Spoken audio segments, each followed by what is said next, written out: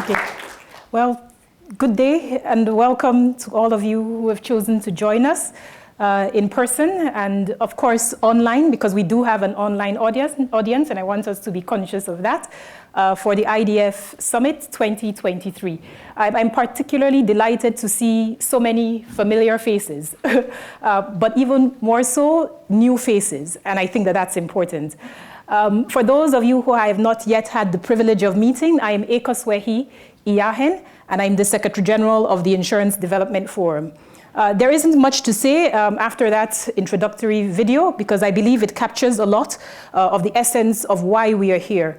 But despite that, I've been given some time, so I will take a few minutes to offer some reflections on the choice of the theme and why this convening matters. This year, we selected the theme ambition, action, and impact. 3 words that hold a tremendous amount of meaning. We can all collectively agree that we're in a moment where the world is faced with new and unprecedented economic challenges, social strain, and environmental threats, including the climate crisis. Against this backdrop, the IDF's focus on expanding the use of insurance and related risk management capabilities to drive global resilience through public-private partnerships has never been more significant or urgent, and particularly when one considers what is an ever-expanding protection gap. This summit, as with past events, has always been an opportunity for those of us who are part of this community to gather, to step back and examine the progress that we are making, to test our assumptions, to acknowledge the successes and challenges, to share the lessons we are learning from implementation, and also the impact that we are having. It is therefore also an important moment to ask the questions, which I hope will not only stimulate discussions, but also illuminate solutions, and also allow us to refine this balance between our ambition, actions, and impact. So over the course of today and tomorrow, we've tried to curate an agenda that reflects precisely this, and sessions that explore quite important questions. For example, where are we on this so-called ambition, action, and impact spectrum? What solutions can we offer to countries struggling to cope with the impacts of climate change and mounting debt, and the practical needs when one considers some of the trade-offs that need to be made over the coming years? What are the innovative partnerships emerging between the insurance industry and the public sector that shed light on how we can begin to reach those who need protection, but for whom these solutions are often and increasingly out of reach? How do leaders in this space, public and private, all of you, contend with the short and long-term pressures and tensions that often hinder or can propel our collective action? These are lots of questions, but they matter, and they should be asked here. Because it's not just about those of us who are within these rooms, but it's also about the communities that are affected by the very subject of what we are gathered to do. It's also important for our members and partners who are engaged in the daily grind of implementation, and many of whom are not physically here with us in Zurich for a variety of reasons. It's also about our colleagues who operate out of country offices. If it's companies, our UN partners, stakeholders, civil society institutions, members that are part of the IDF, who are important because this platform offers a way for them to engage in a much deeper way on this topic so that we can collectively identify the kinds of solutions that are urgently needed. For those of you who reviewed the welcome pack, you would have noticed a few interesting historical facts about the space that we are in. I, of course, am not just talking about being in Zurich and the lovely, reliable, comfortable environment that it offers, and the great weather, by the way. I'm referring to something a bit more specific, which is the site that we are on, which is the original home of the Bircher Benner Clinic, which was a revolutionary healing place built in the early 1900s, and where there was an emphasis on supporting preventative medicine for the good of the general public. This historical site and this space And reference to it is also important because it sits against its current purpose as the Zurich Development Center, which is described, and I look to some of my Zurich colleagues here, as a place that is designed to allow for the exploration of new ideas and for people who want to come together and exchange and bridge the gap between today and tomorrow. So for me, and I hope that for all of us here, this focus on prevention, care, people, and the very idea encapsulated in the sentence, bridging the gap between today and tomorrow, is incredibly powerful. So going back to our summit theme, I think it forces us to ask some questions on our ambition, on our actions, and on our impact. How can we close the gap on each of these between where we are today and where we want to be tomorrow? I hope that this constructive spirit drives the interactions, questions, exchanges, and debates that we will have not only here, but in the halls, with our colleagues online, with our colleagues in countries who are also dealing with the impacts of many of these challenging issues that we as the IDF are concerned with. Because this is part of our collective journey to accelerate our efforts, explore new ideas, deepen our collaboration, and implement, because that also matters.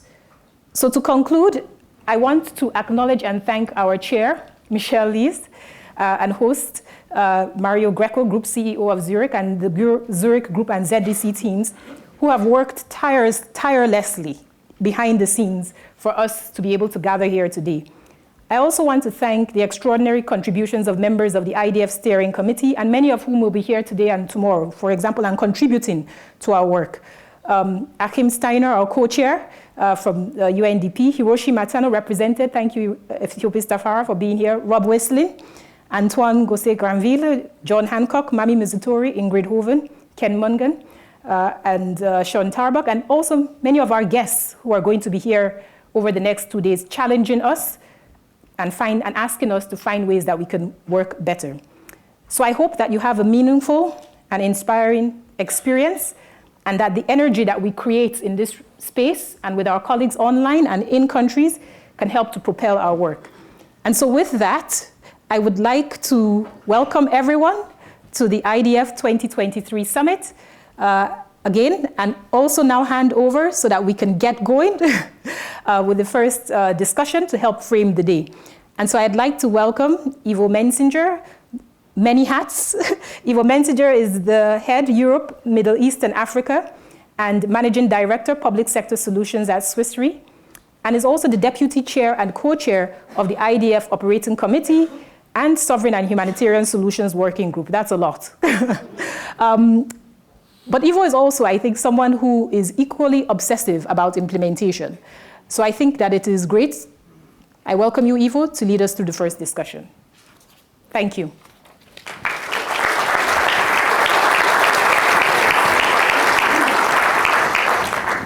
Thank you very much, Ekhosuehi, for the kind introduction. If I could ask my panelists to actually join me up front here, Ethiopis Tafara and Julian and Veronica Scotti, right in time. Fantastic, fantastic. Veronica, if we can ask you to sit in the middle. Ethiopis, do you? Want me there? Yeah, yes, please. Join me. So we take Veronica in the middle. But Veronica will have the handheld mic for you. So very honored to moderate this opening panel. The motto of this particular IDF Summit is ambition, action, and impact, but it's not only the motto actually for this particular summit, but I think it's an apt description also of what the IDF, when it was founded, approaching now 10 years ago, is actually about. It is about bringing the industry's capabilities to bear on the ground with impact jointly with the public sector. So I think we should measure ourselves and let ourselves be measured against that objective and ambition. And it's therefore the topic of this particular panel is really about what has the IDF achieved so far, Has it managed to live up to its raison d'etre of bringing capabilities to bear and having an impact on people? And what this panel is not about, at least I will do my best to avoid that, is on agreeing amongst each other that we have a tremendous challenge at hand, the climate crisis and so on. So this is really about where do we stand, what are the main challenges, what do we need to do to have the most impact that we actually want to have. So let me introduce, before we plunge in, the speakers. I'll start right to my left. Ethiopis Tafara. Ethiopis, you are Vice President, and I think your title is even longer than whatever the hats that Ekhosuehi mentioned. So the Chief Risk, Legal and Sustainability Officer of MIGA, the Multilateral Investment Guarantee Agency of the World Bank Group. And if I'm correct, you added another title, or somebody added another title, which is that of a Chief Partnership Officer. And I hope we'll be able to delve a little bit into that later. Prior to joining MIGA, you worked also at the World Bank Group as VP and General Counsel of the IFC.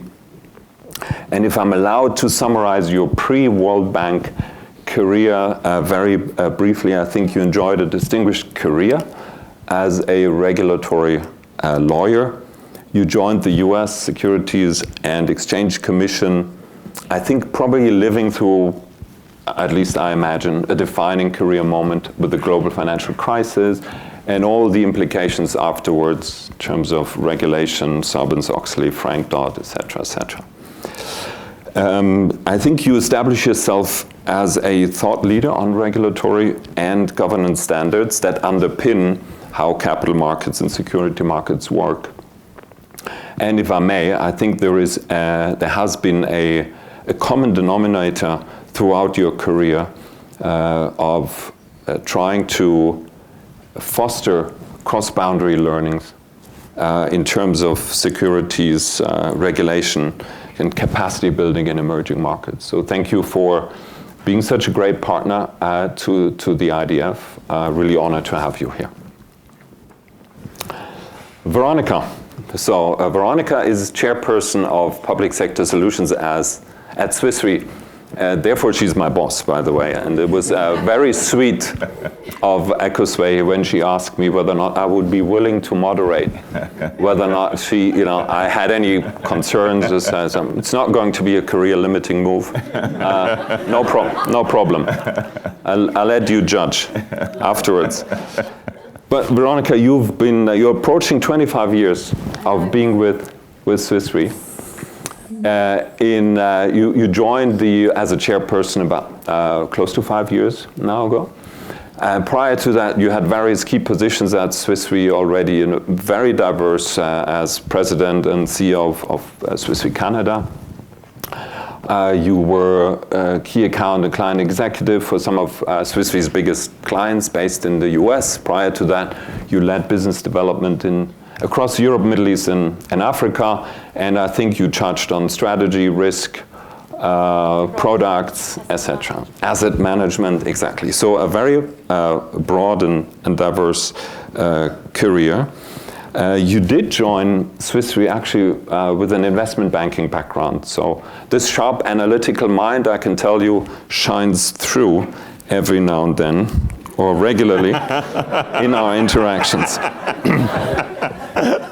On occasion. With a good match of lips. Good. So you do serve on many international bodies, from Bretton Woods Committee and Advisory Board to Intact Center for Climate Adaptation. And I can tell you, again, personal experience, her energy and enthusiasm is legend that will shine through, I guarantee you, in the panel as well. Last but not least, Julian. Julian, you are the head of public sector practice at Carpenter for a little bit over a year by now. I know that your mandate is actually broader to bring the entire MMC group to bear, including its consultancy arm, the direct brokerage, to work with the public sector, and whoever is interested, I keep congratulating Guy Carpenter to this hire, because who could do this better than Julian with his background at the intersection of the public and the private sector, and insurance as the former CEO of SwissRe, an organization that you transformed, and where you established a reputation as innovator and leader, and the go-to person in the UK market and beyond, if it comes to developing new insurance schemes in collaboration between the private and the public sector. I'm just saying pandemic re, resilience re, and these other things that you've been engaged on. Again, you're also serving on many international and governmental advisory boards, giving your background, and you're also a very good friend, to say the least. And with that, esteemed panelist, let's get cracking. The first question that I have for you, and I will ask you in turn, I will start with the ladies. What kind of associations do you have in the context of the IDF if you hear action, ambition, and impact? Veronica, please. Thanks, Ivo, and so good to be amongst friends once again, a year in. Congratulations, Ekhosuehi, for convening us again. As Ivo said, you know, I like to look into new stuff. So I actually asked ChatGPT, Ekhosuehi, what he thinks about the IDF. And I thought the answer was really befitting. It says something, I asked, you know, whether the IDF has taken action and made an impact and got the following non-committal response. While I don't have access to real-time data, as of my knowledge of IDF, they've made significant efforts to take actions and make an impact. So I thought it would be good if the panel educated a little bit ChatGPT as to what that really means to make impact and in this context. I think the IDF is pretty much unique, even in its design. It has been conceived, and it's one of the only platforms, in fact, it's the only platform that I know that has been conceived to be action-oriented and as a PPP platform, which is in and of itself already something, and it will measure its success on the basis of impact vis-a-vis the lives of the most vulnerable. And of course, in doing so, has a great ambition to help close protection gaps. So I think it is very inherent in the nature of the IDF. These three words are the reason why the IDF exists. Now, I think there are many aspects to why this makes it stand out, but at the same time, there are also, I think as you said, we can't sit on our laurels, acknowledging that the challenges that we try together to resolve are going to be with us for a very long, long time, and we need the ingenuity of everyone in the room to really work at those meaningfully. And by that I mean it is the unique opportunity through the IDF platform to have the expertise and the knowledge that our industry has as insurance counterparts, right, with our risk insights, to really channel that effort instead of a bulb of light that diffuses love in a way that is very beam-focused, laser-focused, to really cut through very difficult situations. I think that's the unique opportunity we have as players in the insurance industry. We have the know-how, but we need to learn how to put it at use in a different capacity. And on the other hand, we have the advantage of working with incredible counterparts from MIGA, to start with, right, from the multilaterals, as well as with counterparts from the UNDP, and for instance, the work that we've been doing with the Insure Resilience is, to me, amazing, because it is actually putting that capability to work in a very structured way, with a very programmatic approach, so that we can link it to the ambition and to the impact. And so as IDF, we will never be able to do everything that the Ensure Resilience, for instance, does, but we can contribute to those 500 million lives being protected. And I think our commitment is about 80 million at this point. So I think there is this incredible convergence and opportunity through the IDF platform, and in linking these three words in a way that are really about the results that we produce. And then we can explore how far we've gone with producing those results. But I would acknowledge that it is very unique in its setup and in its mandate and its ability to convene. Thank you. Thank you, Veronica. I think that's music to the IDF's ears. Ethiopis, can I ask for your thoughts? Certainly, and we're going to be consistent with what you heard from Veronica. I think IDF's ambition is evident in its work. You think about the ambitious targets that have been set. For example, increasing the number of people and assets covered by insurance. The collaboration that is undertaken with partners far and wide, governments, insurers, reinsurers, and the UN. And working on innovative risk management solutions. I think the challenge that we face, IDF and all of us, is that the opportunity for enabling climate resilience is narrowing, right? I think the 1.5 degrees Celsius target is likely to be overshot. And as a result, climate risk is increasing. Meanwhile, the financial costs of the adaptation measures are increasing when you see the increasing severity of the climate risks. Think about the fact that climate exposures and climate risks, I should say, are not distributed equally.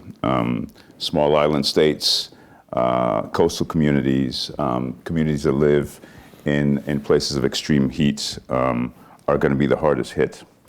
And in essence, when climate risks present themselves, it's the most vulnerable that end up being most adversely impacted. So despite the fact that we have done a lot as a global community and as IDF, I think the challenge that we face is that we're going to still need to do more, right, in light of the direction in which things are taking. So should be happy with respect to what we did, but as Veronica said, we really can't sit on our laurels. There's a lot more to be done by virtue of what we see as an aggravating situation. And sorry, I don't mean to be a downer, but I think there's a lot that still needs to be done by all of us. So let's explore that question of scale and how do we scale up? How do we have greater impact a little bit later on in the panel. Julian, I invite you, anything to add, your perspective on action, ambition, impact, or the other way around? Well, I'll just build on I think the comments that have already been made. Somebody pointed out to me last night I was the new boy at the IDF, and I can tell you I, for 10 years, watched like a kid in a sweet shop through the window wanting to be part of this. It's such a phenomenal organization with a huge ambition. And I think in many respects should reflect on what it has achieved already. But ambition is about, what's next and where do you go from here? And really that really comes down, as Veronica said, to the ambition of the people in this room, because where it goes next comes down to the people that are actually part of it and that make it happen. In terms of action, as again has already been said, it's a very much the hallmark of the organisation. It's action oriented. It's not a talking shop. There are so many of those, as we know, in our industry, where there's a lot of discussion and no impact. And you saw in the video at the beginning about the 22 projects and I think it was the 15 countries, et cetera, et cetera. So, but as you just said, how you scale that is, I think, the really big question, because the Americans call it hitting singles. What's the home run? And as one of my colleagues always says, what's the equivalent for the IDF of the invention of the safety belt, which allowed cars to go faster on motorways? And then impact, I think it's already had a lot of impact again. But in order to have a big impact, you have to have a big vision. It has a big vision. And again, Veronica used the word ingenuity. It's the ingenuity of the people in this room, the new products that are going to make that vision a reality, and that will then increase the size of the impact. Thank you, Julian. So let's try to be as specific as possible. So if you were to advise the IDF of, what IDF has done well and achieved and should invest more in, keep doing, let's say one or two, maximum of 3 things. What can you offer? Ethiopis, would you feel comfortable starting with that? I mean, I have to say I'm incredibly impressed both with the breadth of what IDF has done, as well as the depth of some of its initiatives. In terms of breadth, you think about the 5 working groups that are covering a broad range of issues. You've got, risk modeling, inclusive insurance, fostering sound regulatory frameworks, promoting resilient infrastructure, and reducing the protection gap in vulnerable countries. And I think that's a wide swath, and I think commend the organization for tackling that range of issues. In terms of depth, I think the contribution that's been made in risk modeling and data is quite significant. You look at the significant progress that's been made in operationalizing the Innovative Global Risk Modeling Alliance. That, I think, is something to be lauded. And, of course, the successful launch of the Global Resilience Index initiative, I think, is something to be lauded as well. So that has been quite impressive, and significant contributions to countries and to vulnerable peoples by virtue of both the alliance as well as the index. That's what I would cite, and then we can talk about things that we can do better and differently in the next round of questions. Ethiopis. Julian, do you want to? Sure. I mean, as you just said, it's established itself already as the go-to organization in this space without any question. It's also very action-oriented. It's very collaborative. It's brought the industry together to talk about a lot of these issues. One of the things, the 2 things I think is probably done very, very well. One is the promotion of insurance as a solution. I think that is, and still a long way to go, by the way, because I still think in governmental circles, the understanding of insurance is nowhere near as well known as the understanding of, say, banking within government. But it's done a really good job of getting that on the agenda, working with the UNDP, etc., and getting that initiative moving. Is one thing. The other thing, of course, is the use of the word public-private partnership, which has become much more prevalent and better understood. There are still challenges with that, because I think the private sector still needs to commercialize its offering, and maybe we'll talk about that later on. But it's still a requirement to turn the commerciality of the product, and still there is a distrust between public and private, I would say, which means that has to be overcome, so that there's more of a trust, so that partnership is truly a equal partnership, as opposed to one trying to load the problem onto the other's shoulders. Thank you, Julian. Veronica. Yeah, so I think I'm kind of in between the 2 gentlemen, because literally and also in my thoughts, I do think that what the IDF has done consistently very well is this inclusive ecosystem of collaboration.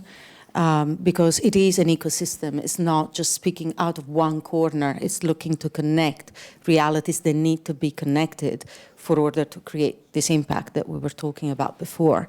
And I think that the IDF has created this at scale, exactly as Ethiopis said. It's not in one specific area.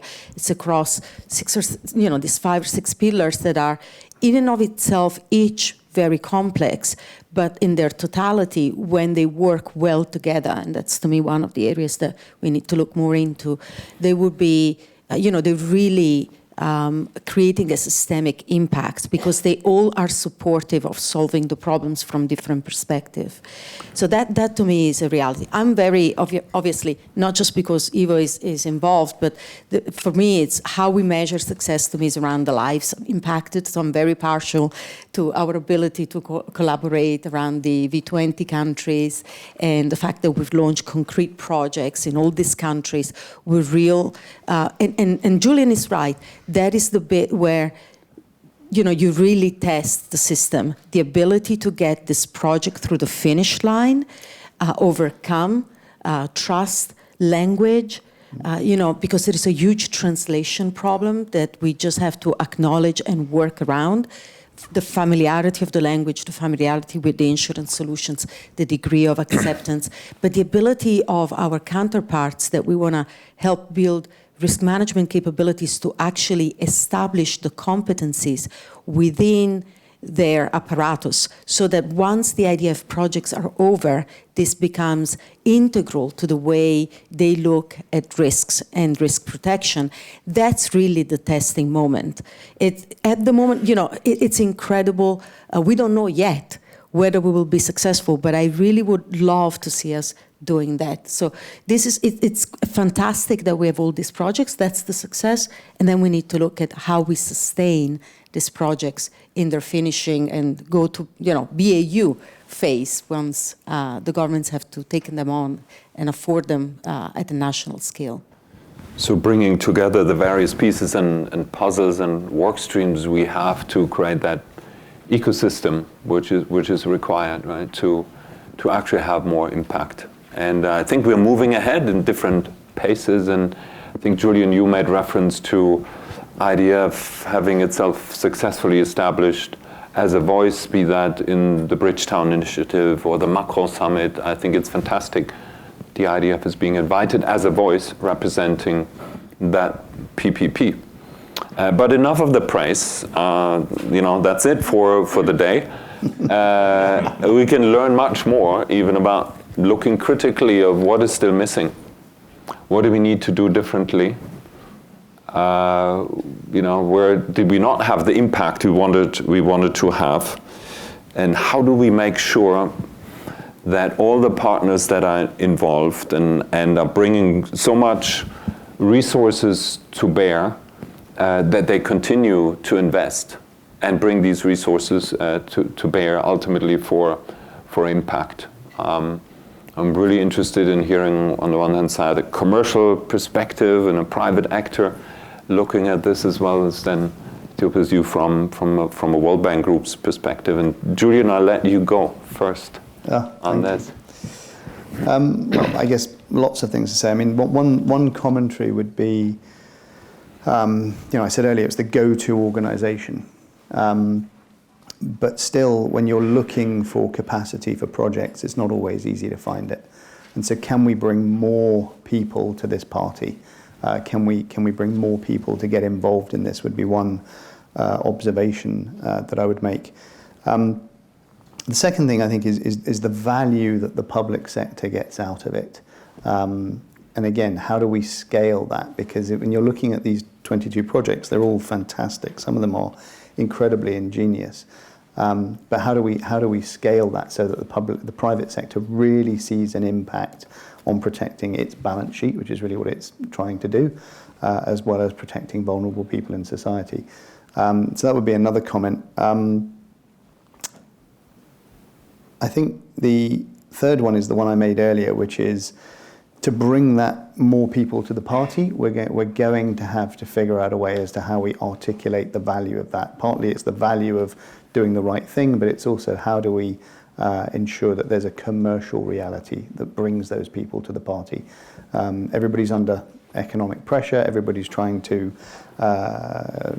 turn a return for shareholders, and it's striking the balance between the two, which isn't always easy, but is actually absolutely necessary.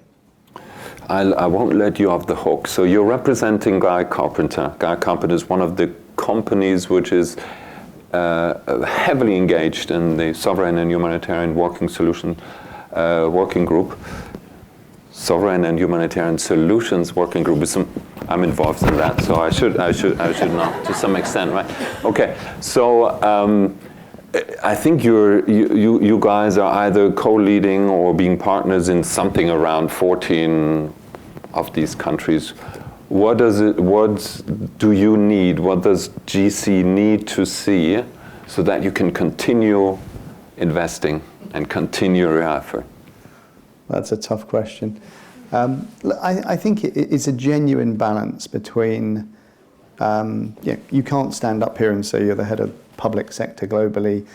You can't have the chief executive of the company stand up and talk about all the great things we're doing if it's only about commercial reality, of course. So there has to be a balance between doing the right thing, doing things for society, but at the same time trying to figure out how that then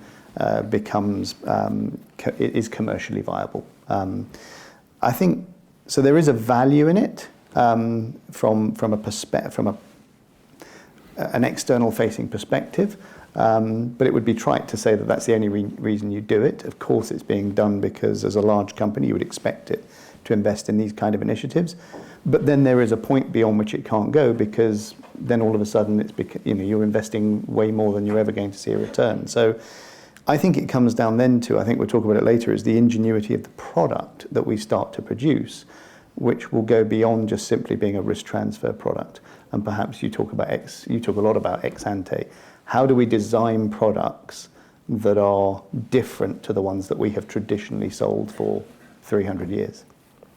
Thank you, Julian. Maybe the public sector's perspective, the World Bank, what does it need, what do you need to see to come out of that unique PPP so that you continue to invest your time and resources? So let me tackle that last. I wanted to talk about what the main challenges and bottlenecks are to overcome, having more impact. And, looking at fragile contexts where we operate quite a bit, the key to success there is really trying to partner with local investors and trying to rely on local capacity. And toward that end, we also work on building that capacity locally. We have lots of projects in these countries with all sorts of risks associated with those projects and those risks needing to be managed. And for us, the only way to really do it is to find local partners and local capacity to manage those risks. Otherwise, it's very, very difficult to have impact with projects in those countries. Then there is the lack of scale that comes from a country-by-country approach, right?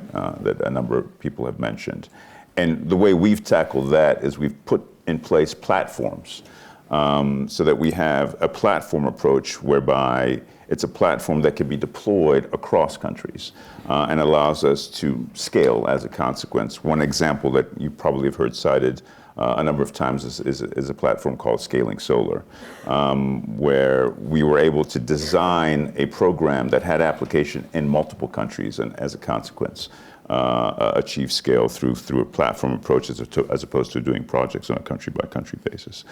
And then there's the importance of demonstrating impact, right? Particularly when you're working with public sector entities. And there, the one thing that we did, which has been very important in getting our board support for all the projects we bring to them, is we have an impact framework, right? We assess the impact of each and every project that we're involved in. And look at jobs created, look at the degree of inclusion that results by virtue of that project, look at whether or not we're setting an example of how you manage environmental and social risks, and we measure the impact and we bring that measure to the board, and it's on the basis of that measure that they take a view as to whether or not they want to support the project, obviously because they're quite keen on development impact. And then to Julian's point, I think one of the things we've seen in PPPs is that there's an important conversation to be had between the public sector and the private sector about the allocation of risks and the allocation of benefits, right? And that conversation doesn't always take place in a way that results in both sides being satisfied. And we've had a number of roundtables where we brought our private sector clients together with governments so that they understand that the allocation needs to be in function of who's best able to bear a particular risk, and that the benefits have to be distributed in a way such that it is worthwhile for particularly the private sector entity. But those conversations are important, but putting it in terms of allocation of benefits and risks seems to work quite well in bringing the public sector on board. Thank you. Veronica. Yeah, I'm going to build on Ethiopis on the chat, but do you want to talk about running out of steam, or you mentioned the challenges? You wanted to comment more, Ethiopis? I thought I mentioned the challenges, no, but I'm No, done you did mention the challenges. Okay, good. I'm not running out of steam. No. Sorry, I thought you had a second part to it. I didn't.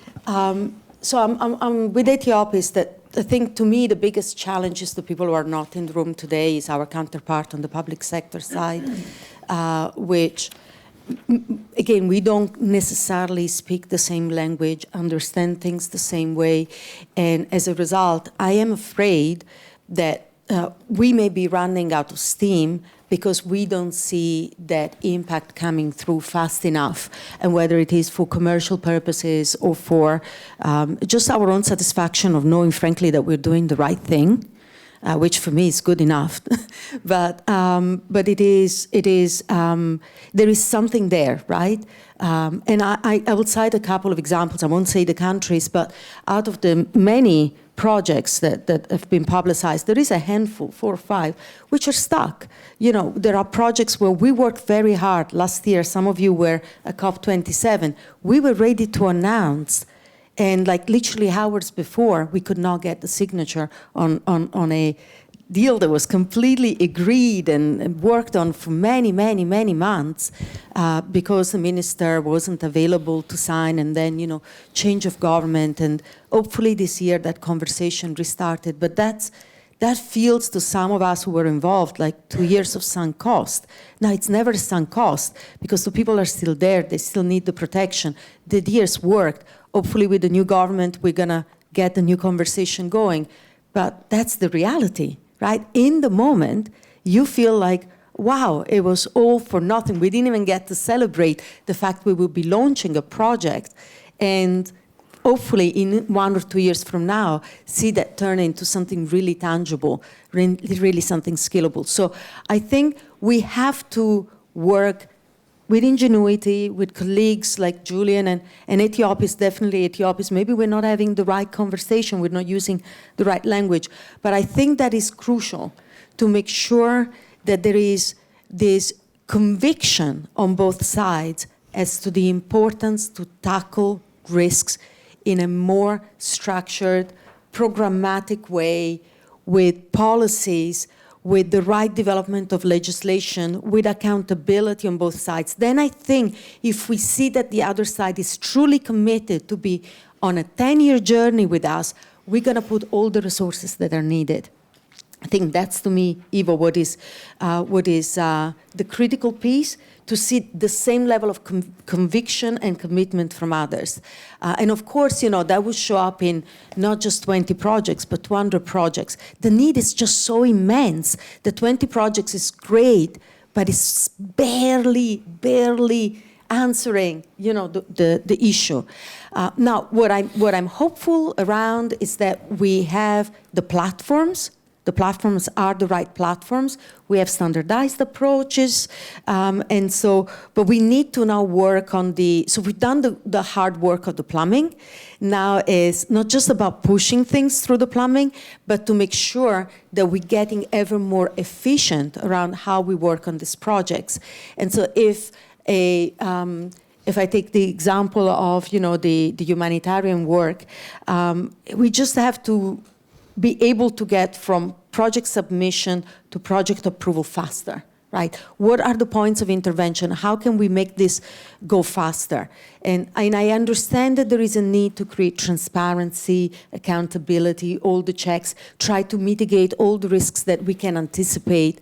That's very understandable. There is a lot of donor money that is attached to these projects, and the donor money doesn't come from nowhere, right? So there is accountability for everyone involved. At the same time, I'm afraid to say as a risk manager that you can't manage the risk out of the system fully. There is going to be something that happens.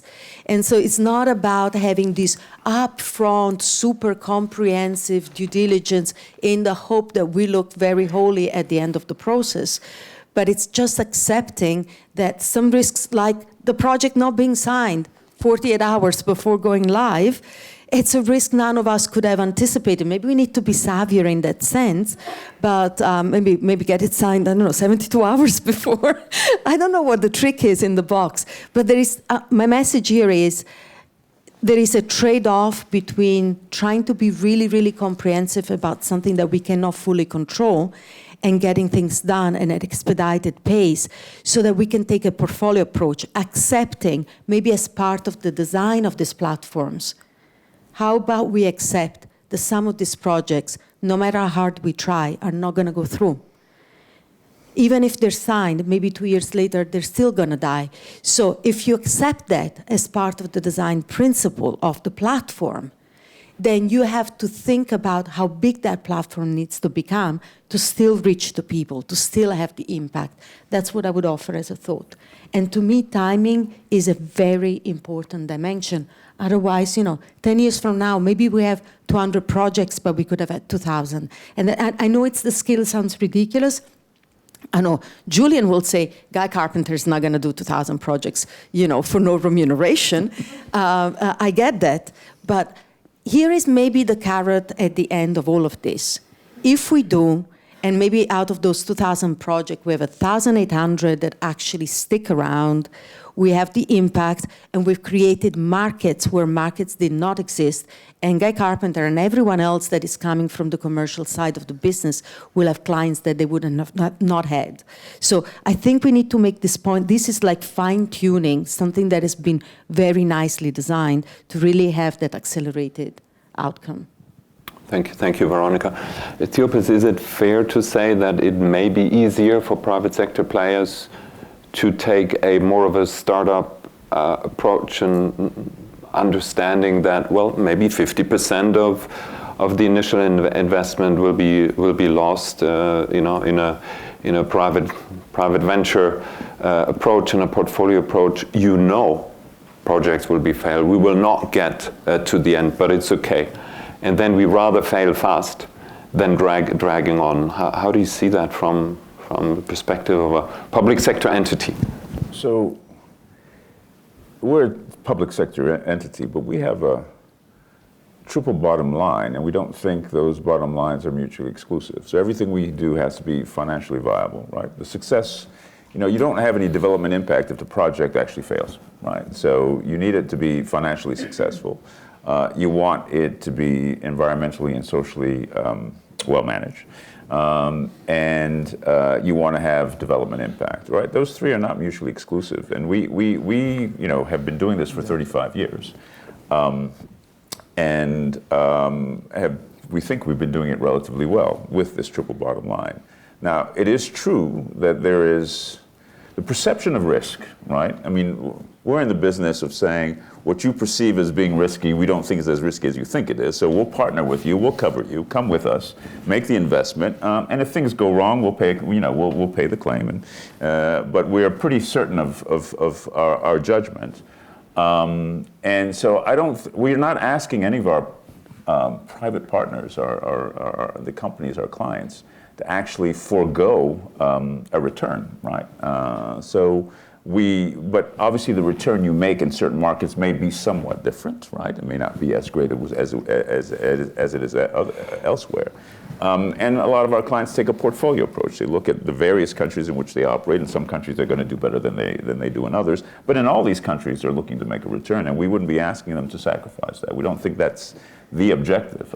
We think it is to succeed as a private investor, to succeed as a private entity in a risky market with support from those who think you should be there and are willing to provide you with the support in the event things go wrong.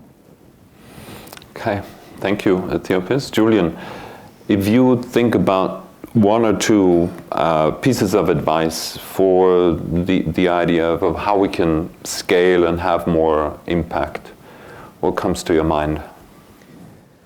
Well, I was just reflecting on both of those comments, and Veronica talked about 10 years' time doing 1,000 projects or whatever it was, and I just wonder if really what we're talking about here is educating a country so that the country takes on a different approach to risk management. Governments don't tend, or some governments don't tend to want to buy insurance. In the global north, for example, they'll just simply say, well, we'll take that onto our balance sheet, and we won't bother. In the global south, you've got a different problem where they can't afford to buy the product, and that's where you were talking about philanthropic capital, etc., and how we bring that to play in the process.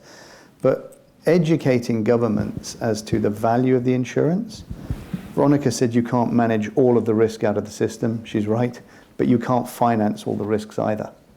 So how do we educate the country to take better care of its own problem, so that it manages that problem? And you see examples of that. Somebody was talking to me about earthquake in New Zealand earlier. They manage the problem. It might not be perfectly managed, but it's better managed. And then it's partnered with financing, it's partnered with risk mitigation. And I think maybe that's the way we scale it. Thank you, Julian. Veronica? Yeah, so I do concur. By the way, there is an opportunity before us to help in that education process. Maybe three quick things. So I was referring before, by the way, about managing the risk out of the process of approving projects, right? So that was us. That was for the people in the room. Can we get more efficient around this and get faster comfort, or faster saying, no, this is not working, so that we can look at a higher number of projects. And so that is kind of playing in the law of the large numbers, right? And improve our odds of actually reaching that impact outcome. I would have three suggestions, Ivo. So the first suggestion is, and we do that as our team, right? We look for a way when there is subscale, or when you just have one success, but then, it takes a long time. How do you make it scale up faster? We need to look at, in my mind, at aggregators approach. So who could be the other counterparts? Because this is a beautiful platform where people do come with a plethora of capabilities. There are other partners that maybe we can deepen the relationship with. I'm thinking, for instance, in the humanitarian context, to work more with the UNICEF, with the World Food Program, other arms of the UNDP.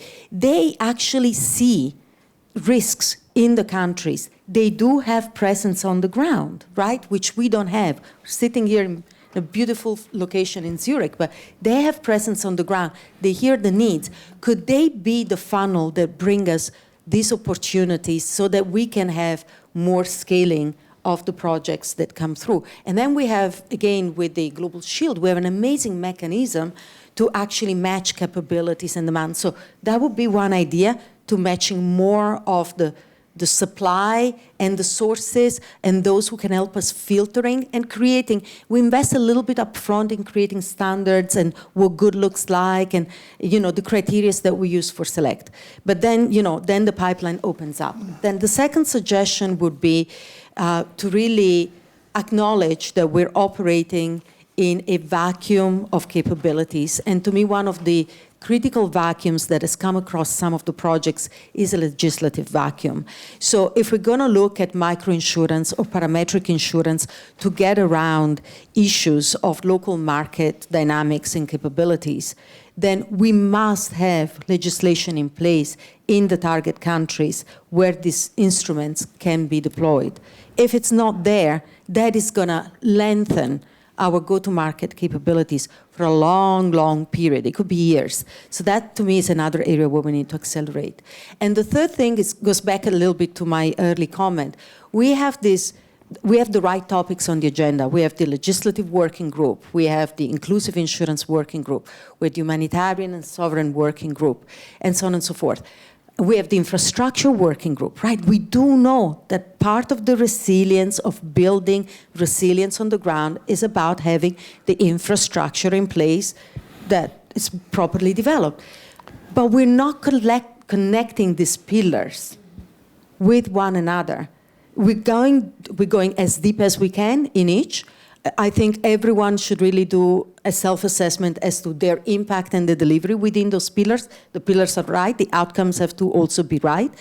But I think the trick that we're missing at the moment is connecting them across. And I'm just gonna take a little bit, your invitation, Julian, about how do we educate governments and this is a spontaneous thought, but if those pillars were to be connected synergistically, we could go with a package approach to these governments and say, look about, these are all the elements that you need to put in place for long-term resiliency and for economic development.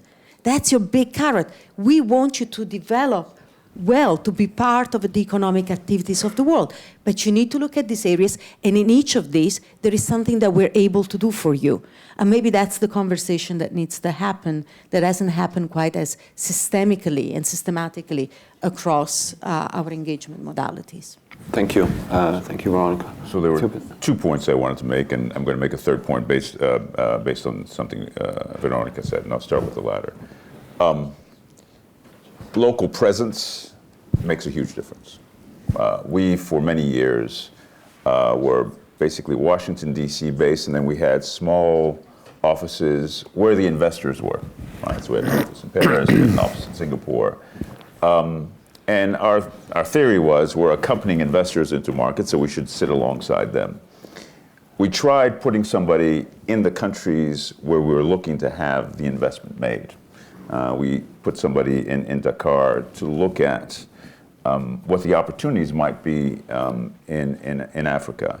And the amount of business that we were able to do and the growth that resulted by virtue of being able to identify the projects and take those projects to the investors was significant and made a huge difference in terms of the number of projects we undertook in Africa. And as a consequence, we now are establishing local presences in various hubs, because we can see it's not only sitting next to the investors that matters, it's also being close to the projects or the potential projects and bringing those to investors that matters. So 2 things that I think that can be done to have more impact, to be more impactful. And again, one of these picks up on something Veronica said. We should try and grow and deepen local insurance markets for 3 reasons. One of them obvious. Obviously, the stronger the insurance market, the better you'll be able to manage climate risks. But there are 2 other reasons to do it. One, a strong insurance market will actually enable economies to have better access to capital markets. Right? They'll have cheaper access to capital as a consequence of being better insured. But the third has to do, there's a conversation I had a while back with former chair of the Fed, who basically said economies that have a strong banking, insurance, and capital markets do far better in resisting shocks than economies that only have 2 of those sectors that are strong. So it is in the interest, as you were saying, of the country for reasons beyond just managing climate risks to have a strong insurance sector alongside a strong banking sector and hopefully a strong capital markets regime as well. The last point I wanted to make was with respect to project development and project preparation. We have a number of funds that invest in projects, but I think we need to keep in mind that right now we're chasing the same projects, right? So it's more money for the same projects. What we really need, more than anything else, is to grow the pie of development projects. So if we can figure out how we can work together to grow that pie of development projects, we will have far more impact, right? I'm struck by, we do a series of roundtables around the world where, as I said, we get government officials together with our clients, and the government officials will come with a whole host of projects, right? That they want to have financed privately. Most of them are not bankable, right? And it's working to get those projects to bankability that I think is the key to having even more impact. Thank you, Ethiopis. I think we gained 10 minutes at the beginning, so I will move now to the last question rather than taking questions from the floor. We have so the one thing I wanted to ask you at the very end is in terms of ambition, and think of the institution that you represent, and what would you offer in terms of the ambition of your institutions vis-a-vis, the IDF and the IDF success, and even more importantly, the impact you want to have. Veronica, can I ask you to start with that? Yeah, so For me, and Ivo knows it, I'm all about execution. So my ambition is that we do reach the 80 million people by 2025, right? This is all hands on deck. We have to make that happen. It's an important commitment. As we deliver that, we build credibility. We're going to build a snowball effect, but we have to deliver. So I'm not going to put new and bold ambitions out. The first priority is prove that we can do it. The second thing that I deeply believe into, and I think it is transformative to the way we act, at least within SwissRe, within my team, is to really embrace the concept that resilience is built in ecosystems. We can only get there when we work with others and we see the value in others, and we find the right way to build these bridges, to sustain these bridges, to maintain perseverance in looking after these bridges, because once we do, then we have the trust, then we have the momentum, then we have the common language. So I really believe resilience comes from ecosystem approach and an ability to invest in that collaboration, no matter what the short-term returns. Ethiopis, your perspective. For us, what we're looking to do over the course of the next year is to identify and work with partners to innovate with respect to products. We're very, very excited by the work we're doing together with the IDF on bringing together our non-honoring product with parametric insurance as a product in support of SOEs and countries that may be hit by climate events and need to address the climate event, but need to have the loan that they've taken out serviced, right? That combination of product. But looking also to see whether or not we can come up with a product that allows these voluntary carbon markets to flourish. A lot of the risk is government risk that's actually making it difficult for those markets to take off. We're trying to figure out whether there is some cover that we can provide that will enable these markets to take off. But we're on a journey, and you mentioned my hat as head of partnerships, to identify more and more partners, because we do think that having more impact and doing more and addressing all sorts of risks, including climate risk, really require that we find partners and combine our efforts and combine our products to address the issues. Thank you for that commitment. Julian, last word. So I guess for us, I would say to that point that you were coming about scale is looking at the sort of how can you combine risk management, risk mitigation, risk financing on a community scale, so a community-based solution, and then bringing that to, admittedly we're doing that much more with vulnerable communities, but in developed economies, how can we translate that into something that could be of use for the IDF? Thank you, Julian. So I want to thank the panel for the openness, for looking critically of what the IDF has achieved to date, but also where we can improve and do things differently to actually have impact. And thank you for the commitments of the individual institutions involved. What I did take along was I heard, working on the operational efficiency and actually project conception, and working in the run-up phase to make that more efficient so that we can get on the ground earlier. Maybe we need to adopt a different failure culture. I heard working with aggregators is another potential avenue to scale up.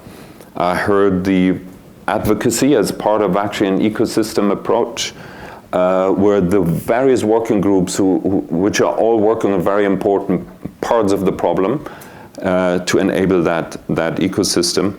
Working with the local markets, developing local insurance markets as another area that we can maybe put more emphasis on, including local presence, which, by the way, just on that particular point, Ethiopis, I think the collaboration with UNDP, with them having people on the ground, really has made a big difference in many of our projects. So that point does resonate.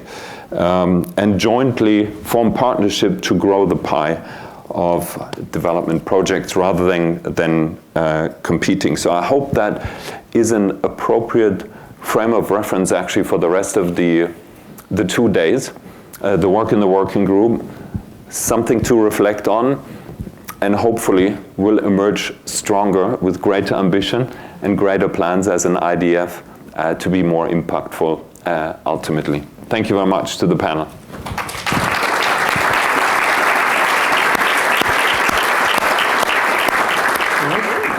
You kept your job. Okay, thank you very much, Ivo, and as well as the panelists for that. I think you left us with a lot to think about. And we can pick up these conversations with everyone, obviously, during the breaks. That is part of why we are gathered here, is that these conversations extend outside of these halls. So thank you for that.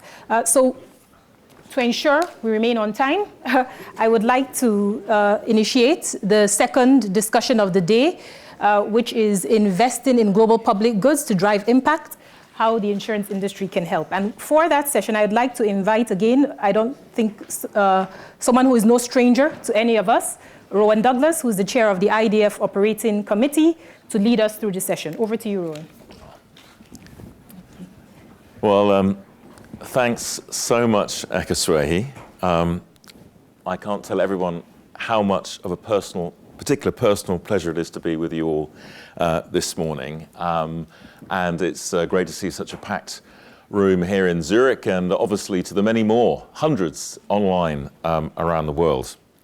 What a great kickoff we've had from Ivo and Veronica Ethiopis just now, and of course Julian.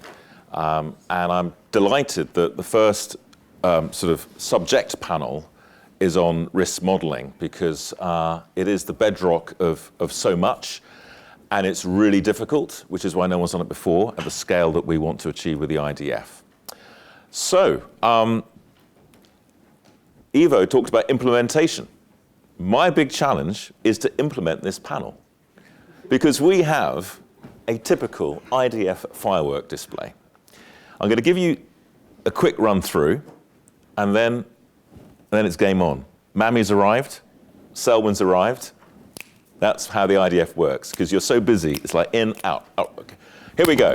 So in a moment, we will have a couple of introductory speeches, remarks from two titans of the UN system who speak absolutely on behalf of the UN Secretary General. We have Selwyn Hart, who's joined us from New York. We're so delighted you've joined us, Selwyn, Special Advisor to the UN Secretary General for Climate Action and the Just Transition.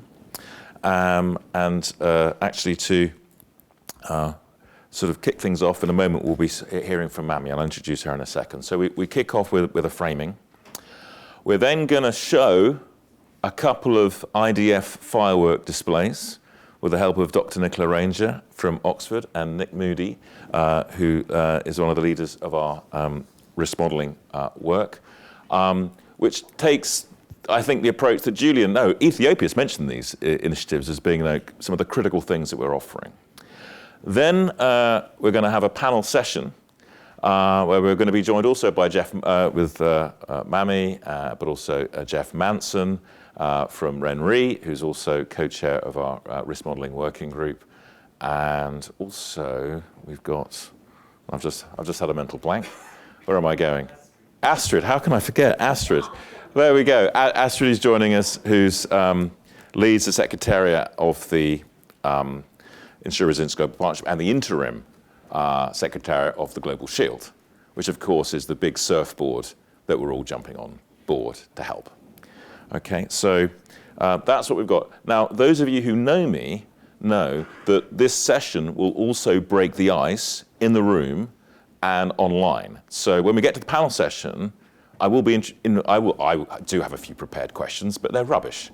So you have much better questions than me. So please feel welcome to put your hand up and make a short intervention or a question, including, I'm sure, I don't know how it works, but hopefully we can do that online.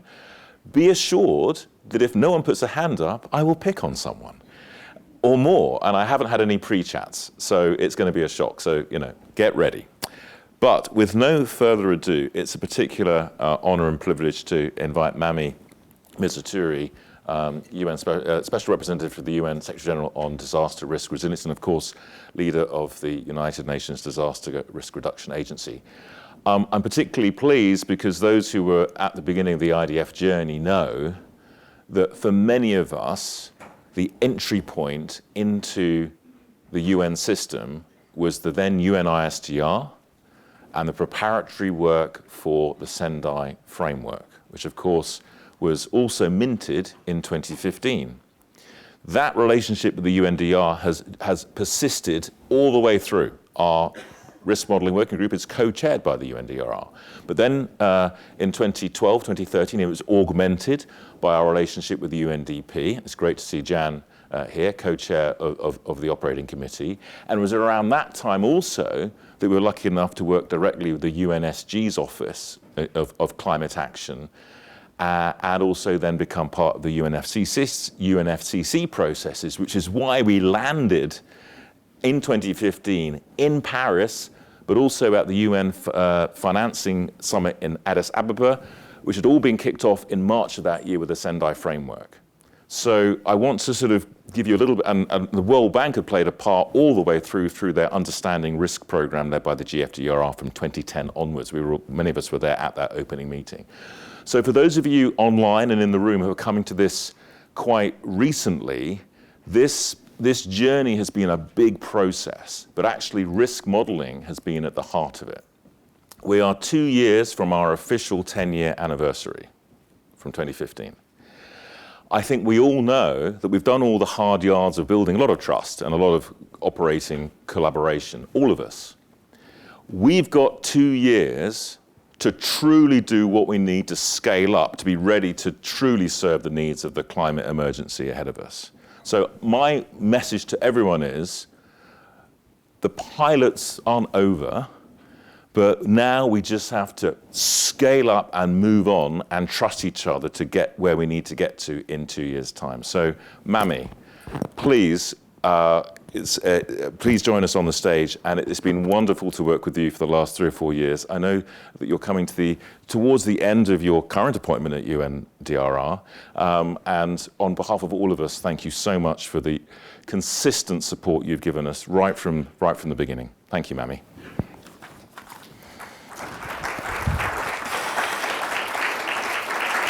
Thank you very much, Rowan, and I'm the one who should thank you and IDF, because definitely it has been a journey. Now, many of you may never have heard of the Sendai Framework for Disaster Risk Reduction. I hope the number of those who don't know about this has diminished somewhat, but it's one of the lesser known of the 2015 agreements, but getting more and more steam, because this is about building resilience, this is about mitigating disaster risk. And this is, I would say, the foundation for SDGs and the Paris Agreement. And I'm really happy to be here today because IDF is gaining so much momentum in being at the core of public-private partnership, or should I say private-public partnership here. In the Sendai framework, actually, it says that risk is everybody's business, and implementing this framework is a whole of society attempt, and explicitly the insurance sector is written in as a very important stakeholder. And I believe that since 2015 to now, 2023, we have really implemented that. Just 2 weeks ago in New York, on the 18th of May, we had the midterm review of the Sendai framework. This is the midterm between 2015-2030, and the member states came together to recommit to the framework.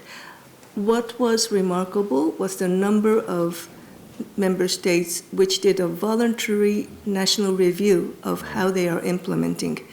Sendai framework is not a legal agreement like the Paris Agreement, so they didn't have to do it, but more than 70 countries did this.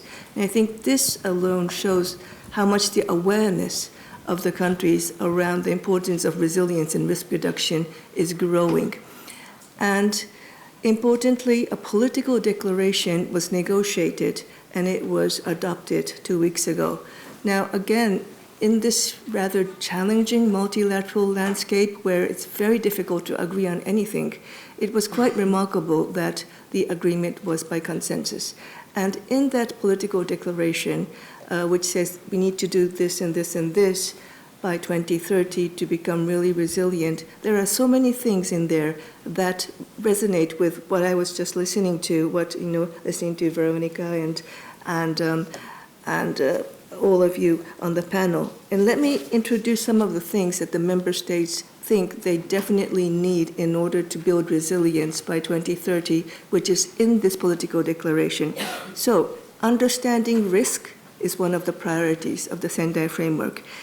And the recognition is that, yes, we have become somewhat better in understanding risk, but there are gaps. And what is needed, and here is my ask to this esteemed group, data and information which are accessible, interoperable, and available in easy, understandable formats by public and private sector so that they can make risk-informed decisions. I think making risk-informed decision is at the core of it. We have making so many decisions which are not risk-informed that now it's not only climate, the Earth-planet boundary, they are just stretched. Climate, land use, water, biodiversity, to a place where humans cannot no longer live. And this is where we now need to recommit to, and everybody, to making risk-informed decisions. But it's not easy because just raw data there is not going to help the people, not even the national governments, and least in the communities. So we need, as I said, really accessible, interoperable, available, and easy understandable data, which your community has. And then secondly, and this is something that Veronica was saying, they also say in the political declaration, it is very important to enhance capacity building for financial and technical assistance, and also transfer of technology. And they mention to, of course, the LDCs, the small island developing states, the countries in Africa, but it's not only about these, places, but in particular. And then there's also a call for better legislative and regulatory frameworks. Now, you might think that, okay, the member states should do it themselves, of course, but then here they also need assistance.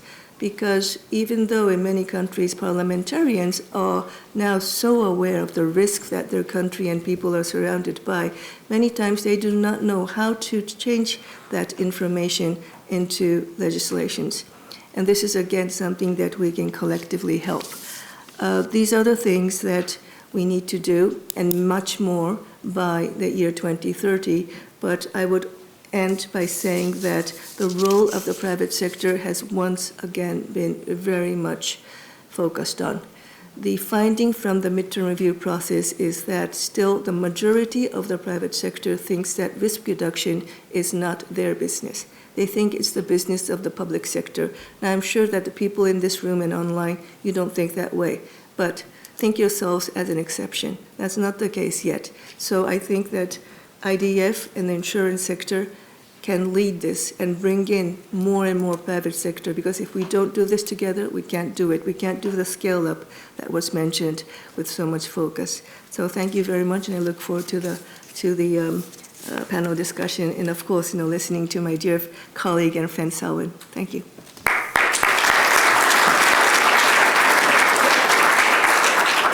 Thanks so much, Mami. I'm going to let you all into a little secret. When it comes to climate and the UN, ultimately all roads lead to Selwyn Hart. It doesn't matter what process, initiative one gets involved with. Eventually, when you get to the key meeting or Teams call, Selwyn's there, or Selwyn's team. Selwyn, if all roads lead to climate, it means that for this moment, all roads are pointing at the IDF, for which we're most grateful. I don't know how you've managed to have the time to come here today. We are truly, truly grateful. I first met Selwyn when you were at I think it was at the IDB, looking after the Caribbean. We had that meeting, I'll never forget it, and you shepherded this incredibly diverse group of people towards an effective conclusion over a day, and it was quite an emotional meeting actually because of the events that had happened. Selwyn, the world is in really good hands when you're at the desk in New York, but thank you for being with us today, and thank you for your support in so many of the processes and your belief in what this group and this community that's online can achieve urgently in the months ahead. Thank you, Selwyn.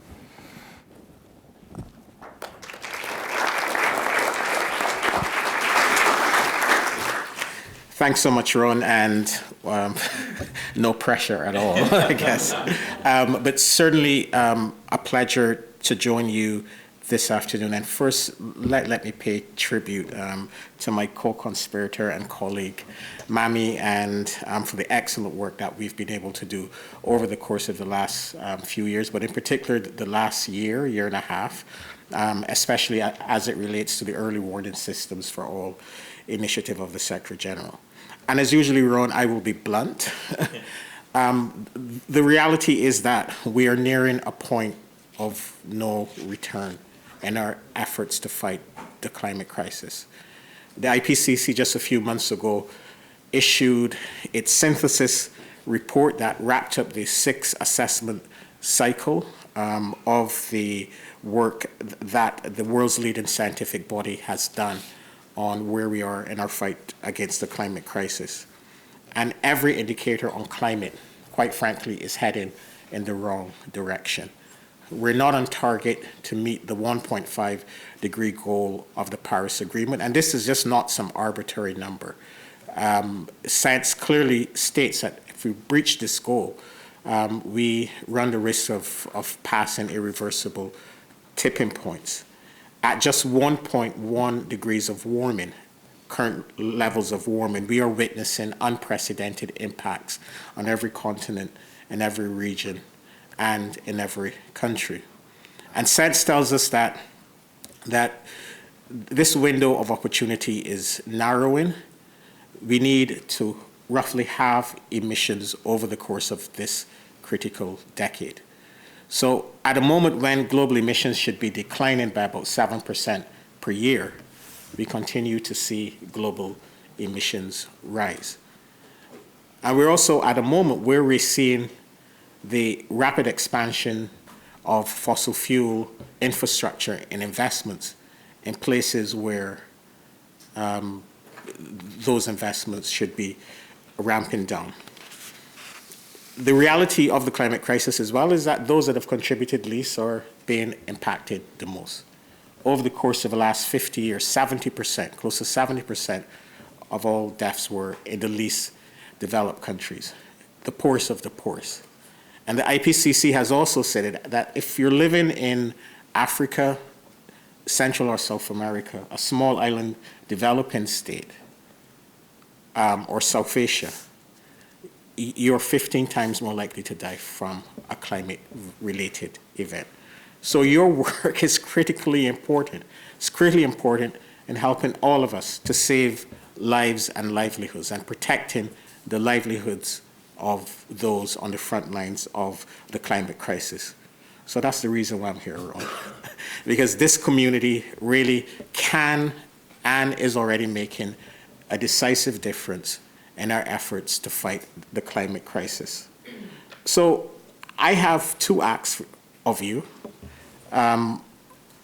First, your business is a critical enabler. It can either be a critical enabler of accelerating the renewable energy revolution that the world desperately needs, or business as usual and the status quo. Without insurance, fossil fuel projects cannot proceed and existing ones must close. So you have enormous power to effect change.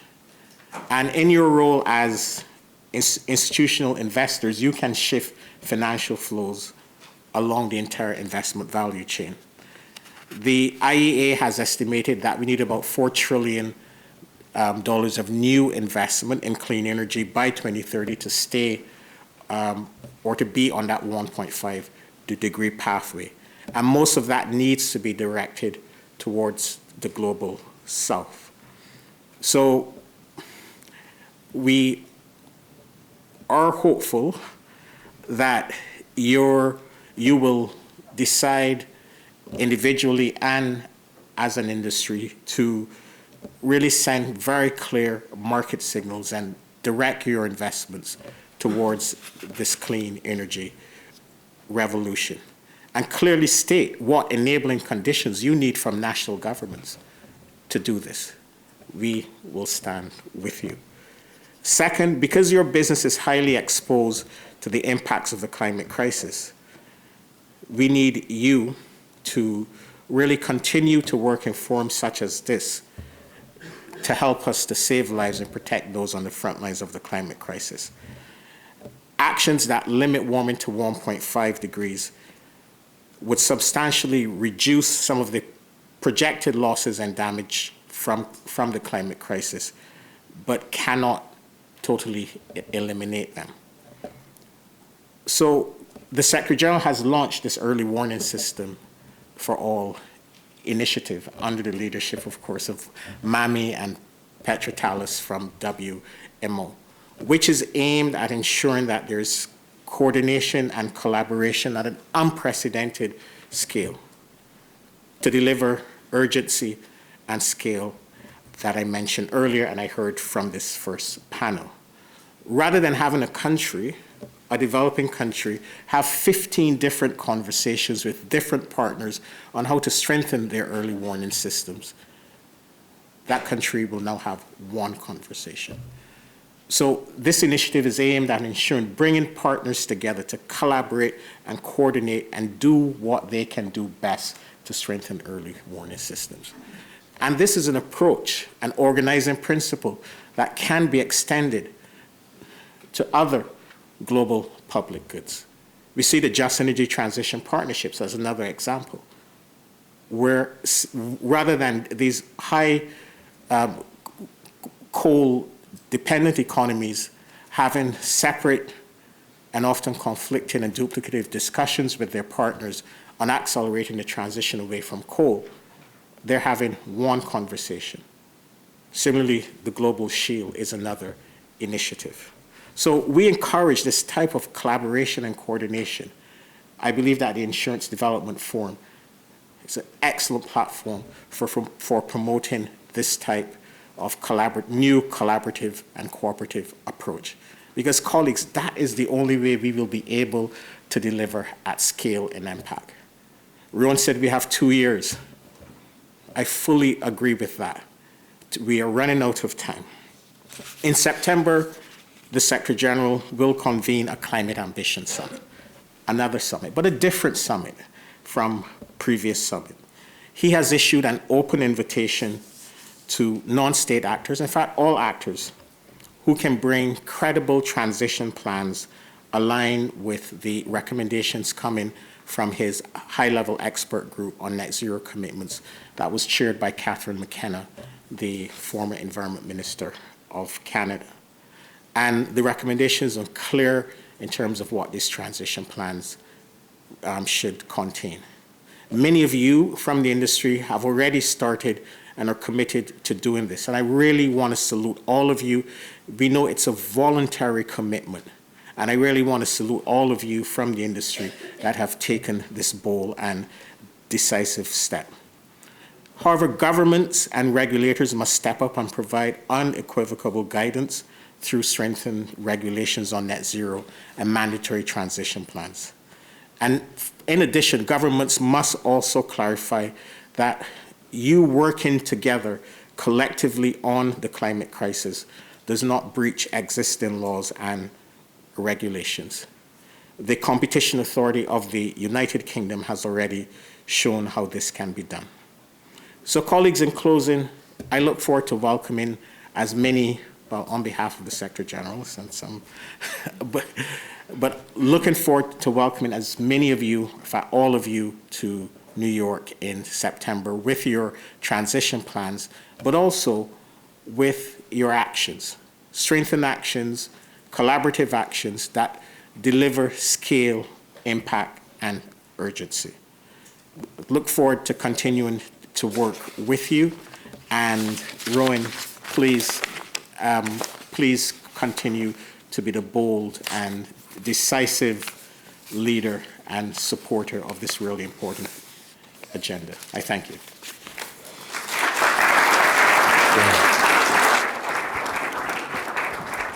Thanks so much, Selwyn. Very kind words, but I'm just rowing the boat with this incredible team, with Ekhosuehi and others. And we'll be hearing from Selwyn again right at the end. I think Selwyn's able to stay for the next 2 days. Please, if you can, speak to Selwyn, talk about what you're doing, and Selwyn will join us for the final panel with our chair, Michel Lies, and Ethiopius on Friday afternoon.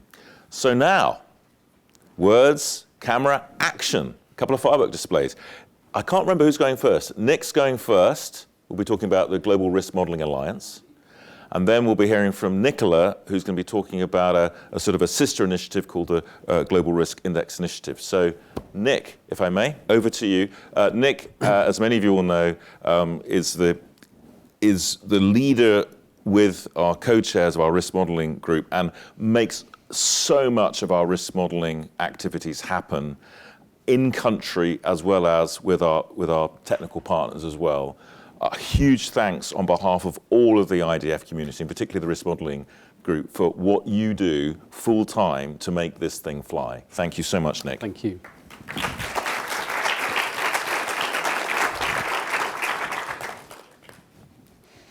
I imagine that just about everybody in this room, I'd be willing to bet on it.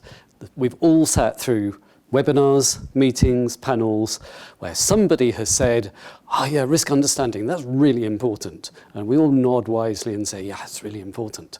And it's really important that the risk understanding should be spread across sectors, and it should be something that's shared by all. And we all nod and say yes.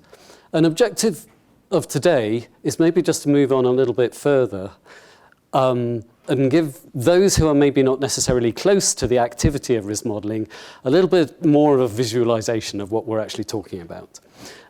Because sometimes from within the risk modelling group in the IDF, at least, it feels like everybody else thinks we're those geeks over in the corner over there. It happens in a room down the corridor, and that's fine, that's good. And we know it's a good thing, but don't really know what it is.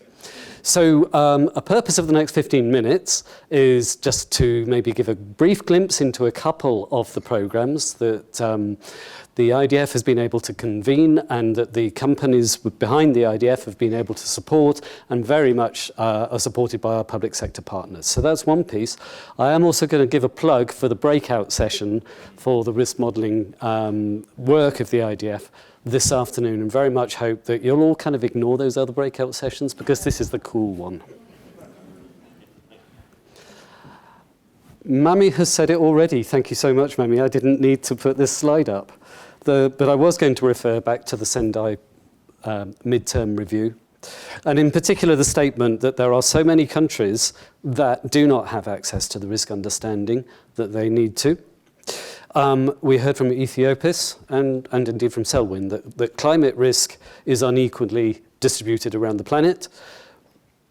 I would add to that climate understanding or risk understanding is unequally distributed around the planet. We invest billions in the global north on a relatively small number of perils and in a relatively small number of countries while the greatest risk to human welfare and vulnerabilities lie elsewhere on the planet. A thing that we hear in countries, from countries that we work with is in red at the bottom there, which is it's not just about the models and the data, and Mami said this as well.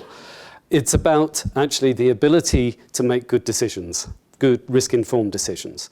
So yes, of course, there are people who love modelling, and there are people who, and there are genuine needs to fill critical model and data gaps.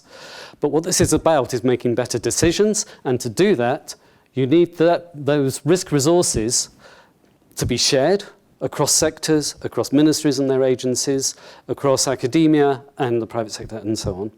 You need it to be open enough to be tested. You need to validate your assumptions around risk. You need constantly to debate it. And critically, what we're hearing from companies is that you need to be able to integrate local experience. And that also came out, I think, in the midterm review. So local experience, whether that's research and data, or indeed there's mention in the midterm review of indigenous knowledge as well. So it was that thinking that led us to generate this thing, the Global Risk Modelling Alliance, and rather have me talk about it. I'm going to show the video, the GRMA video. Some of you have seen this before, but it's worth a second look for those who have, and for new people, I hope you enjoy it.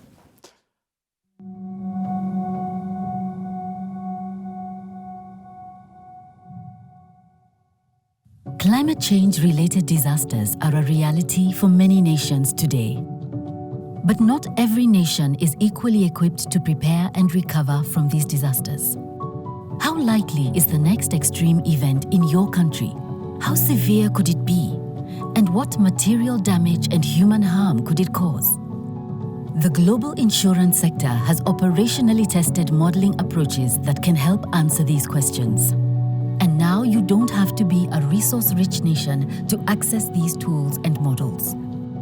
The Global Risk Modelling Alliance, or GRMA, is a first-of-a-kind global public-private partnership between the Vulnerable 20 group of 55 finance ministers and the Insurance Development Forum. It offers the expertise, tools, and data used by global insurers to enhance your local risk knowledge. The result is robust risk insight, owned by you, that can inform resilience-building programs and unlock risk finance for you. Funded and supported by the German government's INSU Resilience Solutions Fund, this new service is available to nations that need it the most, free of cost. An expert team will work side by side with you to co-design your risk assessment program. Your officials will grow their skills in risk understanding and decision support as they learn by doing. Using open data approaches, they will access and share knowledge across departments and agencies. You get to build or improve your strategic risk profile for policy and planning. You will develop your own capacity to drive risk finance projects, such as resilient investment, insurance of infrastructure, or social protection. With each new participant like you, the GRMA grows its diverse network of public-private stakeholders. Together, we continue to learn, share, and collaborate to build a more resilient world. Find out more.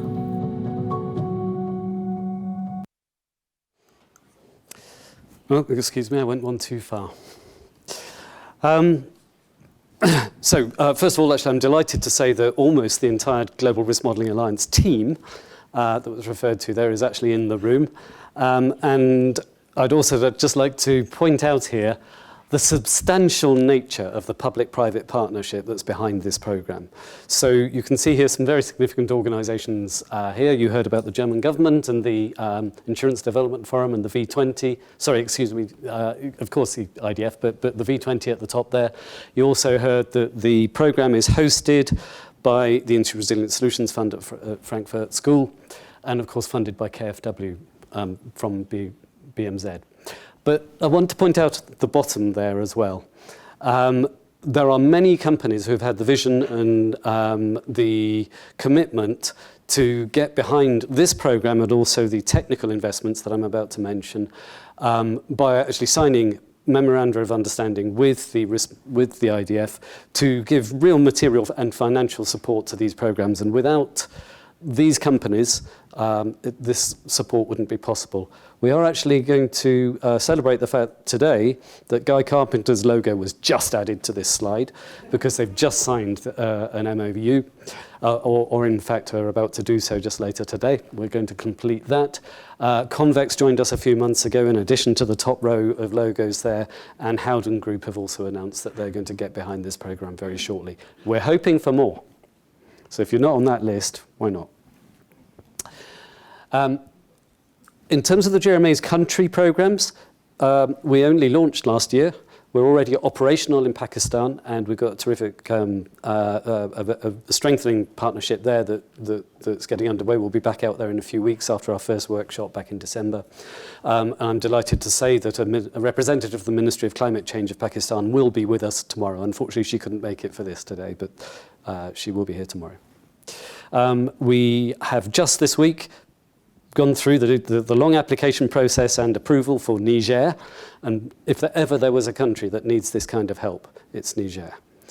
So we're absolutely thrilled to be starting on that. We have an expression of interest from Ghana, formally, in both the GRMA, but also the Global Shield, all combined in one application, and so we're also thrilled about that.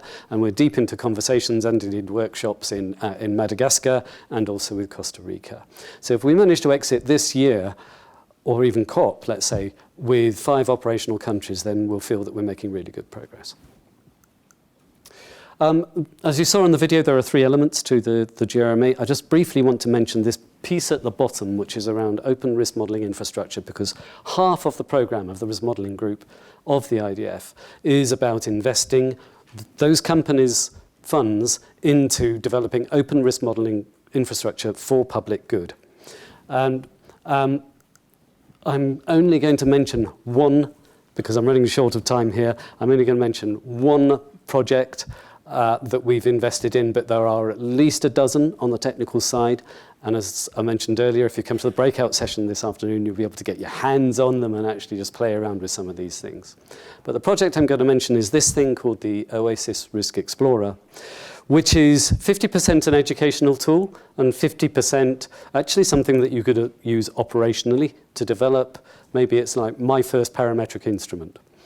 And what it enables you to do as somebody who may never have peeped inside a catastrophe risk model before, it enables you to understand the basic principles around hazard, vulnerability, exposure. You can select your exposures and your hazard in a very few minutes. It's quite intuitive, and what you end up with is potentially an estimate of loss for your given, the given area, geographic area that you've selected, and it'll also give you an estimate of, given the conditions that you've set and the parameters you've set, it'll give you an estimate of what a potential parametric payout might look like.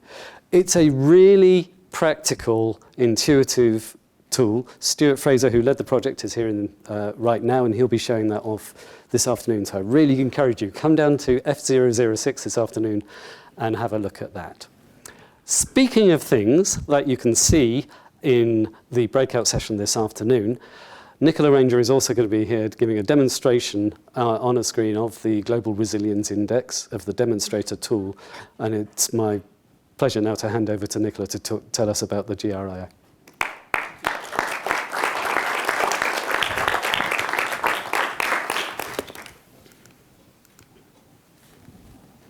Am I going to ruin this whole system? Oh, there we go. Perfect. Good start. Well, it's an absolute pleasure to be here with you all today, and thank you so much, Ekhosuehi. Thank you, Rowan, for the introduction, and wow, what an honour as well to follow Mami Masaturi and Selwyn Hart as well. Real honour, as well as my good friend Nick, who's always a pleasure to follow. And it's great to be back with you all today to talk about the Global Resilience Index initiative. So this is quite a different initiative. So if you imagine the GRMA is about working at country level, providing information to governments, really sort of mobilizing new types of risk financing instruments. The Global Resilience Index initiative is global.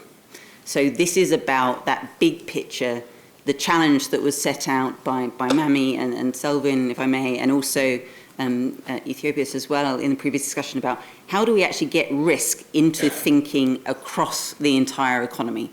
So we're looking beyond insurance, we're looking at the banking sector, we're looking at capital markets, and how do we bring the expertise of the insurance industry into day-to-day decision-making across the world. And why this is important, and we heard this, is that everyday decisions are being made which are not accounting for climate and other environmental risks. And that's a huge problem because it's locking in future vulnerabilities, and it's meaning that we're not mobilizing this finance for adaptation that we desperately need. So just a few numbers as illustration, see about 29 billion a year losses in V20 countries, losses and damages. Annual adaptation costs and needs estimated to be about 155 to over 300 billion in emerging and developing economies. And this money is not flowing. There's a huge gap. But I would say there's also an opportunity if we can bring this risk thinking and insurance into the wider markets. So for example, 240 billion a year is going into new sustainability-linked finance instruments in emerging and developing economies. Not much of that is going into adaptation right now, and I think we can change that, actually. 2.7 trillion goes into infrastructure every year. Not a lot of that is actually accounting for adaptation. Again, a huge opportunity if we can change that. And only at the moment, around 25% of asset owners are actually even really disclosing their physical risks. Again, a huge, huge missed opportunity. And I would say to, Selwyn Hart mentioned, we need to get these trillions of assets of the insurance industry into low carbon development. I totally agree, but I think we also need to get it into adaptation desperately. A huge, huge opportunity. And I really see that the expertise of the insurance industry, but also the risk capital of the insurance industry is going to make a really big difference here and really help us get to the scale and impact that we want to see. So where does data come into this? So back at COP26, we launched the Global Resilience Index Initiative, and this was really trying to make available globally consistent data on risk. And why you need this global data is if you want to really impact these global financial flows, you need global data. You need different parties to be able to be having a conversation about risk. So we heard about conversations between government and the private sector about risk allocation. You can't have those discussions unless you have globally consistent risk information. So at COP26, convened by the IDF, we brought together a new partnership with champions of Mami Mazaturi, Eric Anderson, and also Mark Carney. And you can see there, this is bringing insurance, finance, and UN disasters together. So this is why this was really, really ambitious, with a number of partners underneath. I won't read through them all because it would take all of my time, but a huge number of partners that really represent that insurance, investment, banking, infrastructure, and all of the risk knowledge underneath that. So what we're trying to do here is deliver this open, globally consistent physical climate risk and resilience data and information. So it's actually not an index. This is a huge repository of data that is available and totally transparent to everyone. It's easy to use. The partners, as part of the GRI, what we do is we bring together what's the best available globally. And then we identify where the gaps are and we fill those gaps. So one of the big gaps, for example, that we've been focused on is infrastructure, because there's very little data available. We can use new technologies to actually make that risk data available for the first time. We use a lot of technology, including satellite data, machine learning, to actually map down to the building level. And the other new part of this is bringing this people, planet, prosperity view together. So you're recognizing the importance of thinking about people, representing social vulnerabilities in this, and also nature is part of this as well, in addition to the economics. So I'm just going to go through briefly sort of four big things that we've already delivered and are coming up. So one that we delivered at COP27 with the kind support of the IDF, also the World Bank, and also the FCDO as well, is the Global Systemic Risk Assessment tool. So this is a totally open platform that houses all of the data and can be interrogated, provides probabilistic risk indices, and is something that we're now building on this year. With the support of FCDO, we're able to also have country data starter kits, so you can actually download the data for particular countries and interrogate that. Number two, so this is really exciting for me. So with new funding that we've just received from Climate Arc, we're now establishing the Global Resilience Hub. And basically what this is doing is taking all of this knowledge and bringing it into these discussions with the financial sector. So it's working with infrastructure investors, banks, DFIs, development finance institutions, to really try and bring this into decision making. There's an example here of some work that we did in Costa Rica last year on stress testing and scenario analysis. So we're really sort of moving towards application. Number three. So this is something that we now have running for East Africa and want to take global. It's actually moving from just understanding risk to understanding adaptation options, including insurance. So we now have in the platform a way that you can actually zoom in to down to a particular road, for example, see this is the risk, this is the adaptation options, and these are the benefits of that. So what we want to do this year is make that available globally. So it really helps, and this is where we want to work with DFIs in particular, as well as investors to help them really identify what are the key adaptation investment opportunities. Because one of the things we hear about being a barrier for investors is actually they don't really know what adaptation is. So actually making that information available is very helpful. And then finally, we've heard about early warning for all, so I thought I would give this example. We're now starting to look at moving towards more real-time risk monitoring and early warning systems. So this is a project, actually, this is by my team at Oxford in the Environmental Change Institute, which is one of the partners under GRI, working with the IMF. So with the IMF, we have a project where we track when a disaster happens, the disruption to trade routes around the world, and we can very quickly estimate what's the impact on imports and exports to the country. So this is showing an example for the Turkey earthquake. This is a collaboration with the IMF, and then also some work we did looking at the impact of the Ukraine crisis on global food price shocks and transportation, etc. So we're moving from that static risk information into dynamic information now as well, and that's the next step. So thank you all for the attention. Really looking forward to continuing the collaboration with you all. Thank you.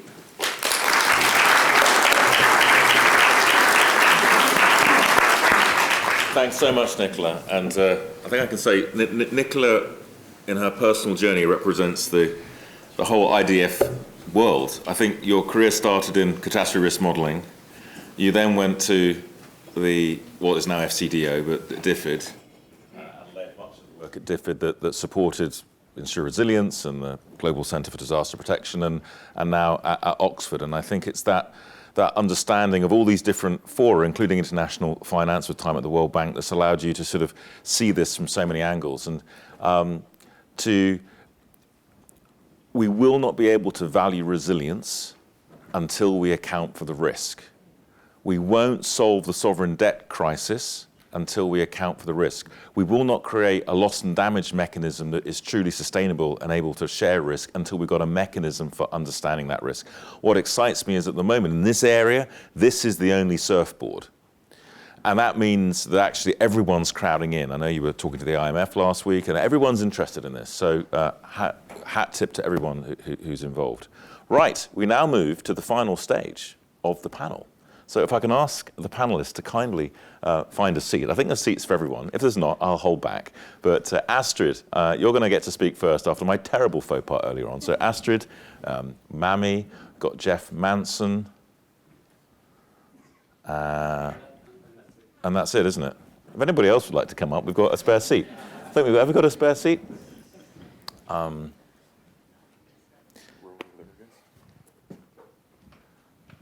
will set. Well, I don't mind. There is a spare seat. We were going to have some guests from the Global South. Unfortunately, they couldn't make it here today. So if anybody would like to come up, particularly from the Global South, they're very welcome. Astrid, I'm going to come to you in a second, and then Jeff. But I'm just going to frame this with a couple of thoughts.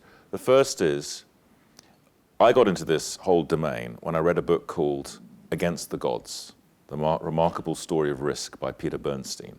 It was an amazing book. I read it when I was in 1995. And it's a story about how in the 1500s, essentially, the philosophical transition of the Renaissance, coupled, which gave mankind and womankind, the view that it could have some control over its future. Huge, huge change.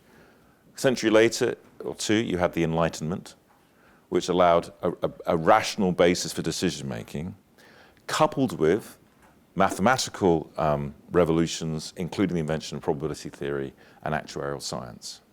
In those days, insurance thinking was at the very heart of the most significant thought. And it was that philosophical revolution that, in Peter Bernstein's mind, moved us from the 10,000 years previously of human history and the 200,000 years of prehistory, because that meant the beginning of the modern era, and everything grew from that. People could invest, people could have families and think for the future, and we had trade. And then, and that is basically simply what we are recreating here. We're simply trying to give people an understanding and control of the understanding of their futures so that they can make proper decisions. 200 years later, we had the Romantic period of literature, which tried to connect man with nature as we were urbanizing and industrializing. I had to go through hours of studying Wordsworth's poetry so that I could feel emotionally connected to nature. Now, we are having a new romantic period of finance. We will be connected to nature not through Wordsworth's poetry alone, but through the power and majesty of the modeled world, and how the modeling of the environmental world and its impact on humanity will be represented in the financial system. It is that which will protect our basic rights of life, livelihood, and shelter, which is why this is such an important cultural as well as technical movement. And there's no one else. It's up to us. With that, Astrid, if I may, you've been on this incredible road for 15 years. It's great to see the progress that you're helping to shape with the Global Shield, and the support you've been giving this agenda when it was not so easy 4 or 5 years ago, and the importance of modeling. So, Astrid, over to you. Thank you very much, and I feel very honored to be on this panel, and it's a great pleasure to be able to come here and talk about what we are planning to do. And but I first and foremost want to remind on a special occasion in 2019 we've been at the UN Climate Summit, and Selwyn, you mentioned the upcoming summit in September, and we've been with the Injury Resilience Global Partnership been mentioned as one of the 15 initiatives for adaptation. And see here what we bring to the table, and I'm referring to Veronica's mentioning and reference of our Vision 2025, which we have launched at this event with the 500 million beneficiaries. We are halfway through, and just last week we could publish the numbers of the last year with 190 million beneficiaries, 190 million beneficiaries in more than 120 countries with more than 475 projects. And that's also with the help of all of you, I have to say. Without you and here in the audience and out at the virtual landscape, we would not have made it. So we are very grateful that you are part of this huge community. I would rather say family already, as we are knowing each other very long time. With 190 million beneficiaries, it looks like a large number, but looking at the numbers that Nicola has presented, it's just a drop on a hot stone, a drop of cold water on a hot stone. I mean, the protection gaps are huge. The protection gaps we are looking at in especially the vulnerable countries. And we know that, for example, only 98% of losses are, not covered in these countries. So we need to do more. And hopefully, the Global Shield can support here, because Selwyn, you mentioned it also, talking that all actors go separately to governments in the vulnerable countries and talk separately doesn't help anymore. We need to convene this power here with you and all the other partners. Also, the partners within the country. And Ethiopis, you mentioned it, it's so important to have the local ownership of the government, but also the involvement of the local stakeholders and the local private sector to be involved in that effort. With the Global Shield, we want to achieve a more systematic more coherent and more sustained approach, not only going in one country and leaving, but also leaving capacity here, has supporting. And I mean, we are talking about risk understanding, and I think there's a lot to be done to build up local capacity, because we know that risks are changing, and with the change, you need to understand what needs to be applied.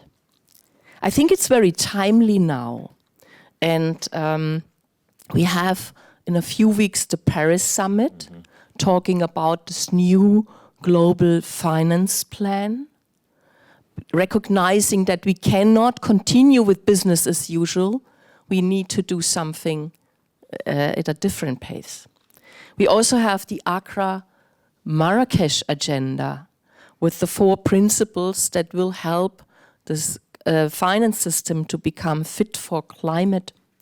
And the principle 4 is on risk management, which really calls for support here, also especially from the private sector. You are professional risk managers, and I mean, I'm coming also from reinsurance and primary insurance, so I think we can help a lot here. And last but not least, the context of the UNFCCC loss and damage debate. I mean, looking desperately for huge funds.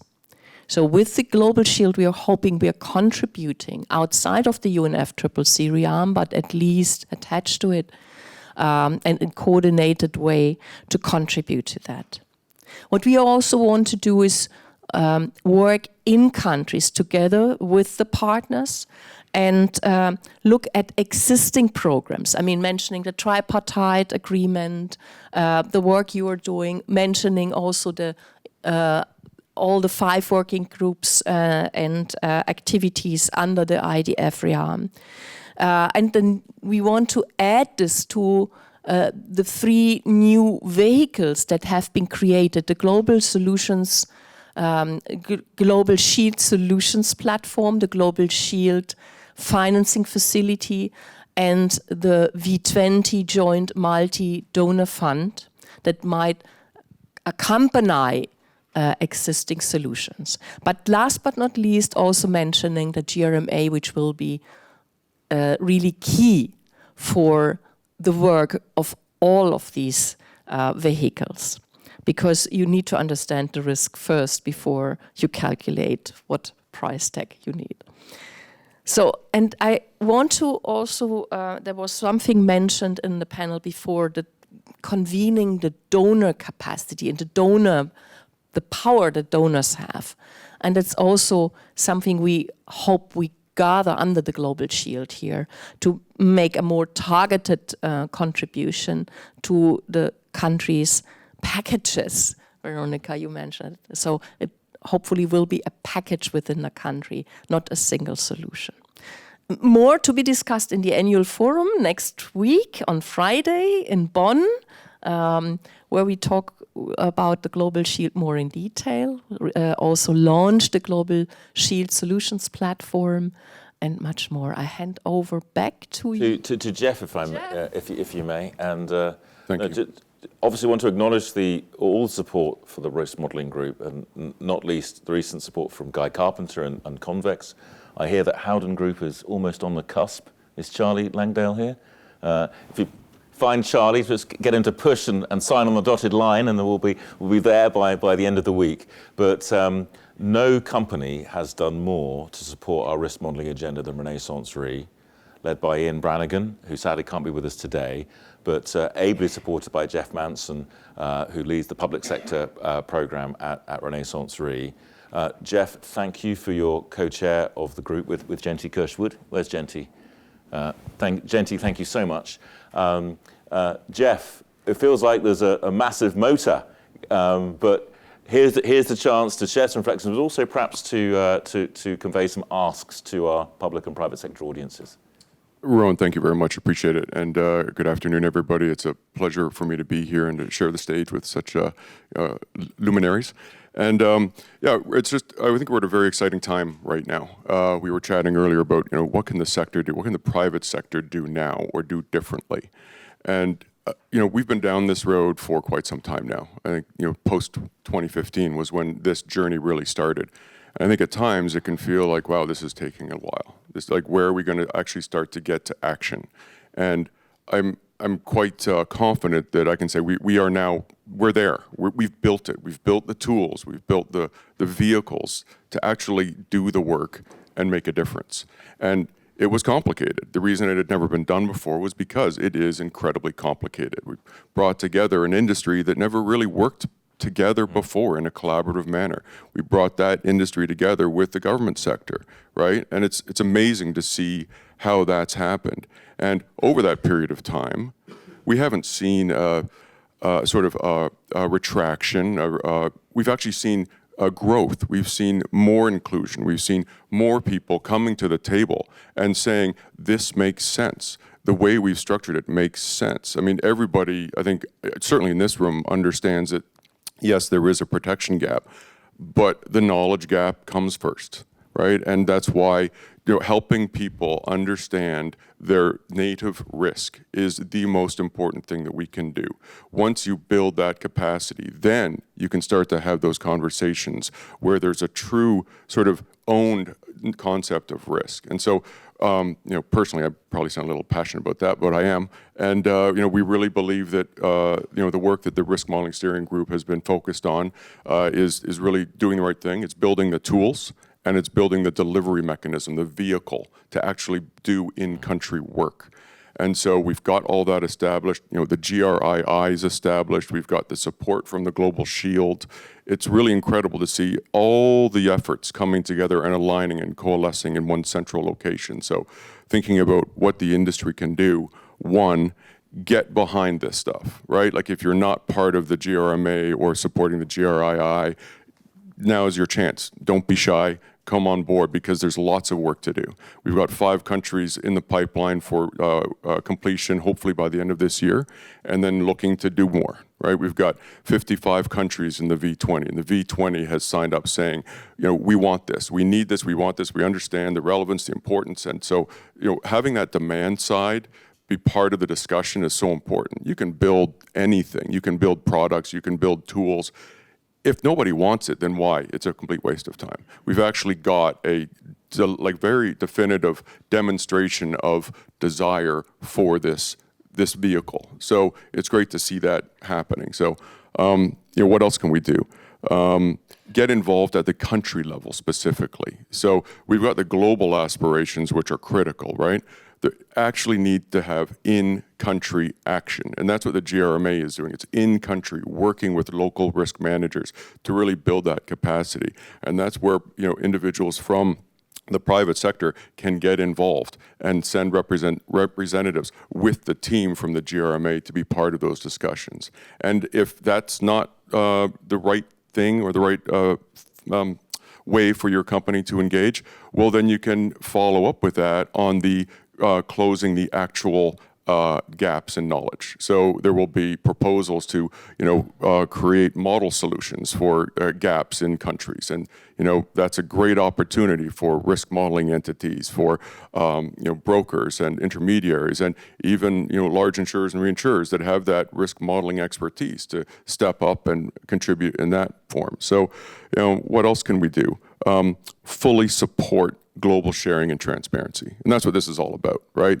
It's like if the industry can actually demonstrate that it's willing to share its IP, which historically it has always held very closely, all of a sudden that's how you build trust. By showing that, we can all, if we lift everything up together, then we all win. We grow markets, we grow opportunity, and we make the world a more resilient place. And some of the knowledge that we have, understanding the overall risk landscape is critical. Insurance, reinsurance is a very important tool in helping to promote financial resilience.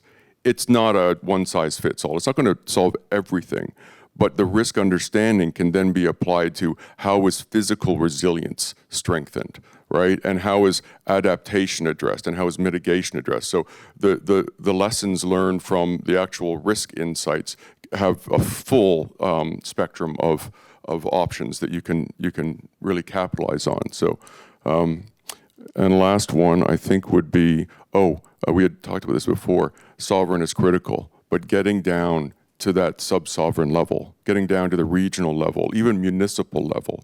When you think about the fact that, probably more than half the world's population lives in the top 2,000 cities in the world, actually getting down to a level where, people really have to deal with this on a day-to-day basis, that type of engagement makes a massive difference, because then that's how you really integrate it into an economy where you don't have to worry about, there was an election cycle, there's a new minister in place, we've got to start from square one. You've actually got it fully integrated into an economy, into an ecosystem. And so I think, the whole concept of getting that full penetration is really critical. So there's a lot of opportunity for the private sector to do more. I want to thank the private sector that supported the RMSG and the formation of the GRMA, which has really helped build out OASIS and open data standards. And there's so much happening, and it's really exciting. I think we're at a really special time where we're going to see the results of all of the effort over the last several years. And sorry for probably taking longer than I should have, but Jeff, not at all. It's a really key message. And 7 minutes? Is that? Oh yes, we do. Yeah. So we're going to come to questions in a second. Get ready. On the modelling thing, the basic message is, if you're not involved, it's career risk.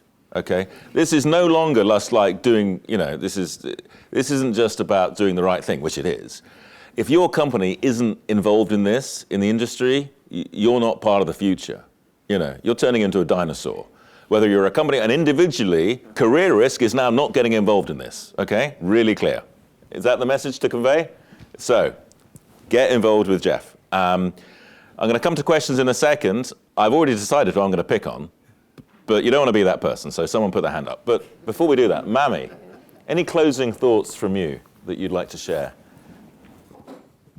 So, I think everything that needs to be said has been said, but wearing my proper hat about disaster risk reduction, which is about building resilience, which is about prevention, I do really celebrate the way that IDF is, of course, narrowing the protection gap, but also leaning, hopefully, more and more towards what can the industry do to help prevention become a core agenda. Because, of course, the insurance industry is crucial for risk transfer, but the amount of risk that can be transferred, the residual risk cannot be as big as it is right now. So there I see a big role for the industry to be much more leaning forward in prevention, and that's what we've been doing with ICMIF, and that's what Michelle is trying to spearhead. The other thing that I see is very important here is tackling, doubling down on the vulnerable issue. Because as we saw, as Nick was saying, risk is a combination of three things, right? Exposure, vulnerability, and hazard. And of course, hazard is so important, and that's why we have Selwyn. But if we can double down our efforts on vulnerability, then we can do much more in reducing risk. And this is where I think that the work that we are doing here is very important, which is also embedded in both GRMA and GRRI. And this is actually one of the things that came out very clearly from the midterm review again. We do need to focus more on reducing vulnerability in terms of country, but also within the countries, including in developed countries. So those are my two thoughts. Mami, thank you so much. And thank you so much for being our patron on the GRRI and our general lodestar on many things in this space. So, Saoirse, where are you? Saoirse. You're here. Was that 3 minutes? You put 3 fingers up. Okay. So, do we have any volunteers for questions from the floor? I don't know if we can beam questions in online through some ESP system. Anyone want to put up their hands? Oh, come on. Whose eye shall I pick? I can't quite see it. Mathieu from WFP. Thank you so much, Mathieu. Good morning, and thank you very much for the conversation. So how risk understanding and risk modeling can be useful in the most fragile countries where we actually don't have a lot of data and where we need to do something for these countries because they're the least supported for now. Thank you. I hope you heard well.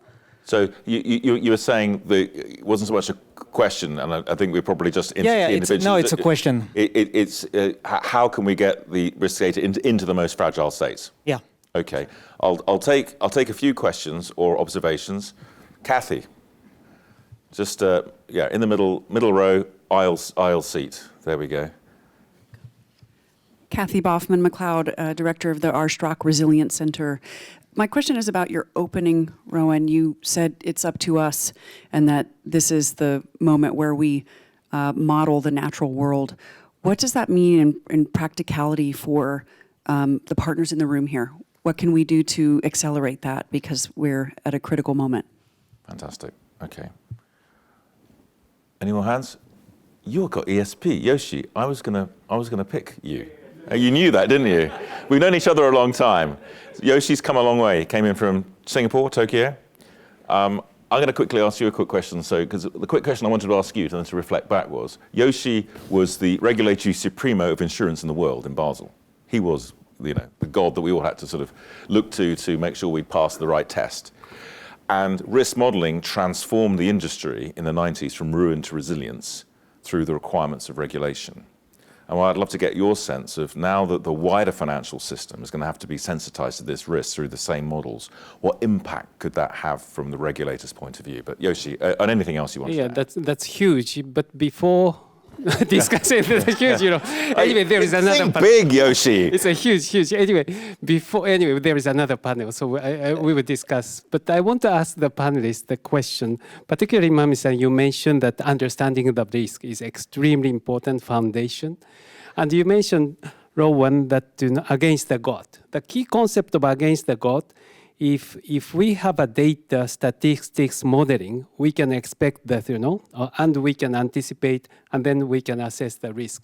But when we discuss, emerging market in Asia, the challenge is even before, make people understand the risk. People just do not see that, there is an insurance which helps us. Just if something disaster happens, it's a God to just give a disaster and somebody would help us. So fundamental issue for the most demand side is missing. They don't understand the insurance. They don't understand the value of risk management. So before, discussing this, understanding the risk, maybe we have to discuss how people understand that risk is manageable. We need a data in order to understand the risk. So this more sort of groundwork is very, very important to make this, impactful, very ambitious goal setting. So that's I would like to ask panelists, this fundamental question, how, make people understand insurance is so essential and, critical. And even just what's the value of understanding the risk, having a belief in even before insurance. Now, I know we're right up on time. These great questions are probably worthy of being followed up during the whole time. We're not going to solve them in 2 minutes. And of course, we do have some more panels. And we've got the great session in the afternoon for those. But would anybody like to make any really quick comment on anything you've just heard? Mami.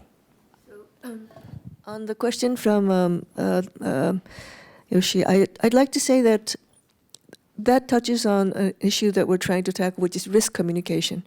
How do we communicate about risk to the people who don't, as you say, understand that it is manageable?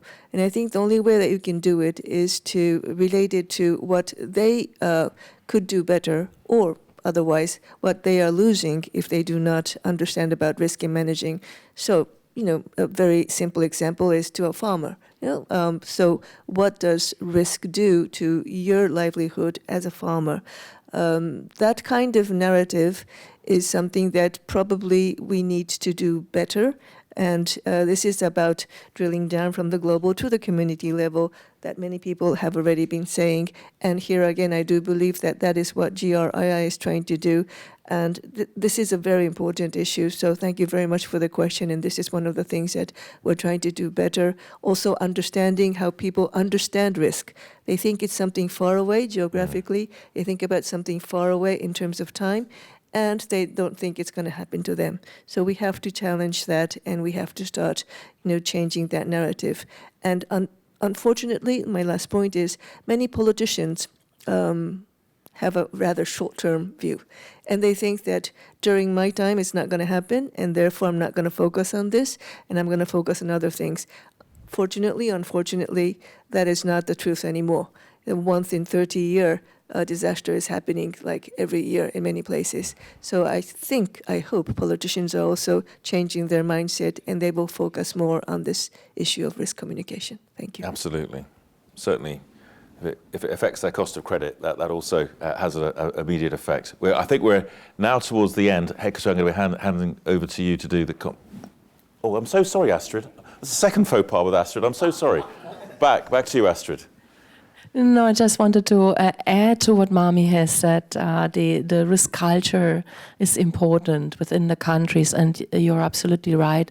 And I think there's still a lot to be done at various levels. At the micro level, of course, you mentioned the farmer, but also the small entrepreneur. But also at the meso level, community level. I remember work with mayors together where we try to build understanding of that risk assessment is a part of their planning cycles for big infrastructure projects within the cities or so. That's something where we also can try to build up the knowledge. And ultimately at the governmental level, of course, it's important. And I'm also looking at the regulators. They will also be very key. And I know that IAIS is currently working on a paper on climate risks for the regulators. All of that we need to attack from different levels.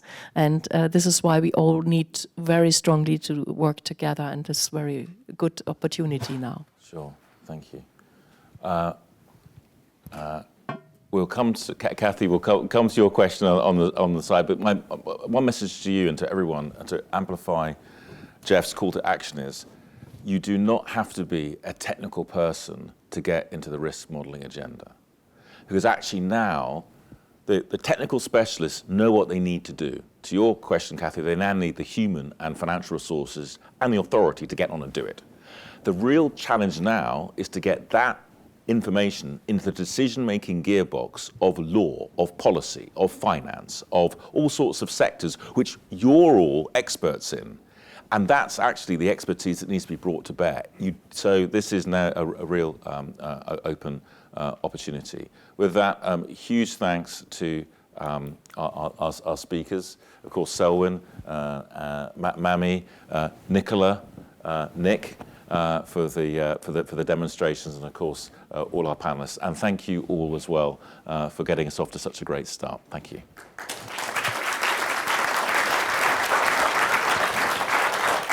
Okay, thank you very much, Rowan, and again, just to all our panelists.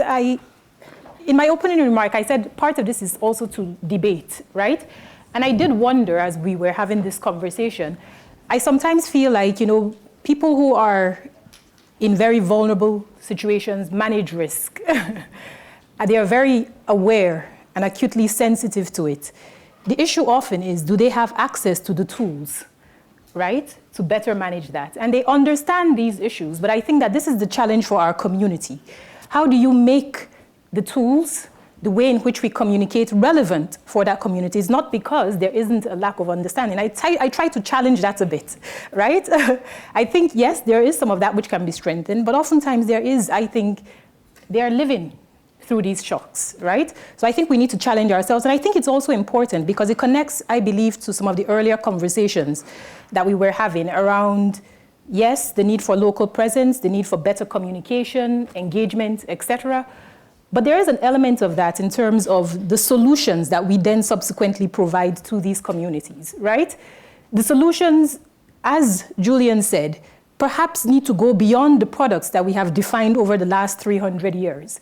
So the challenge to us is, what do those solutions look like for the next 300 years, based on where we know people are, right? And based on the ambition that we have. So I just wanted to leave us with that point, because I think, as I said in the beginning, this is about exchange, but it's also about debate. So thank you, everyone.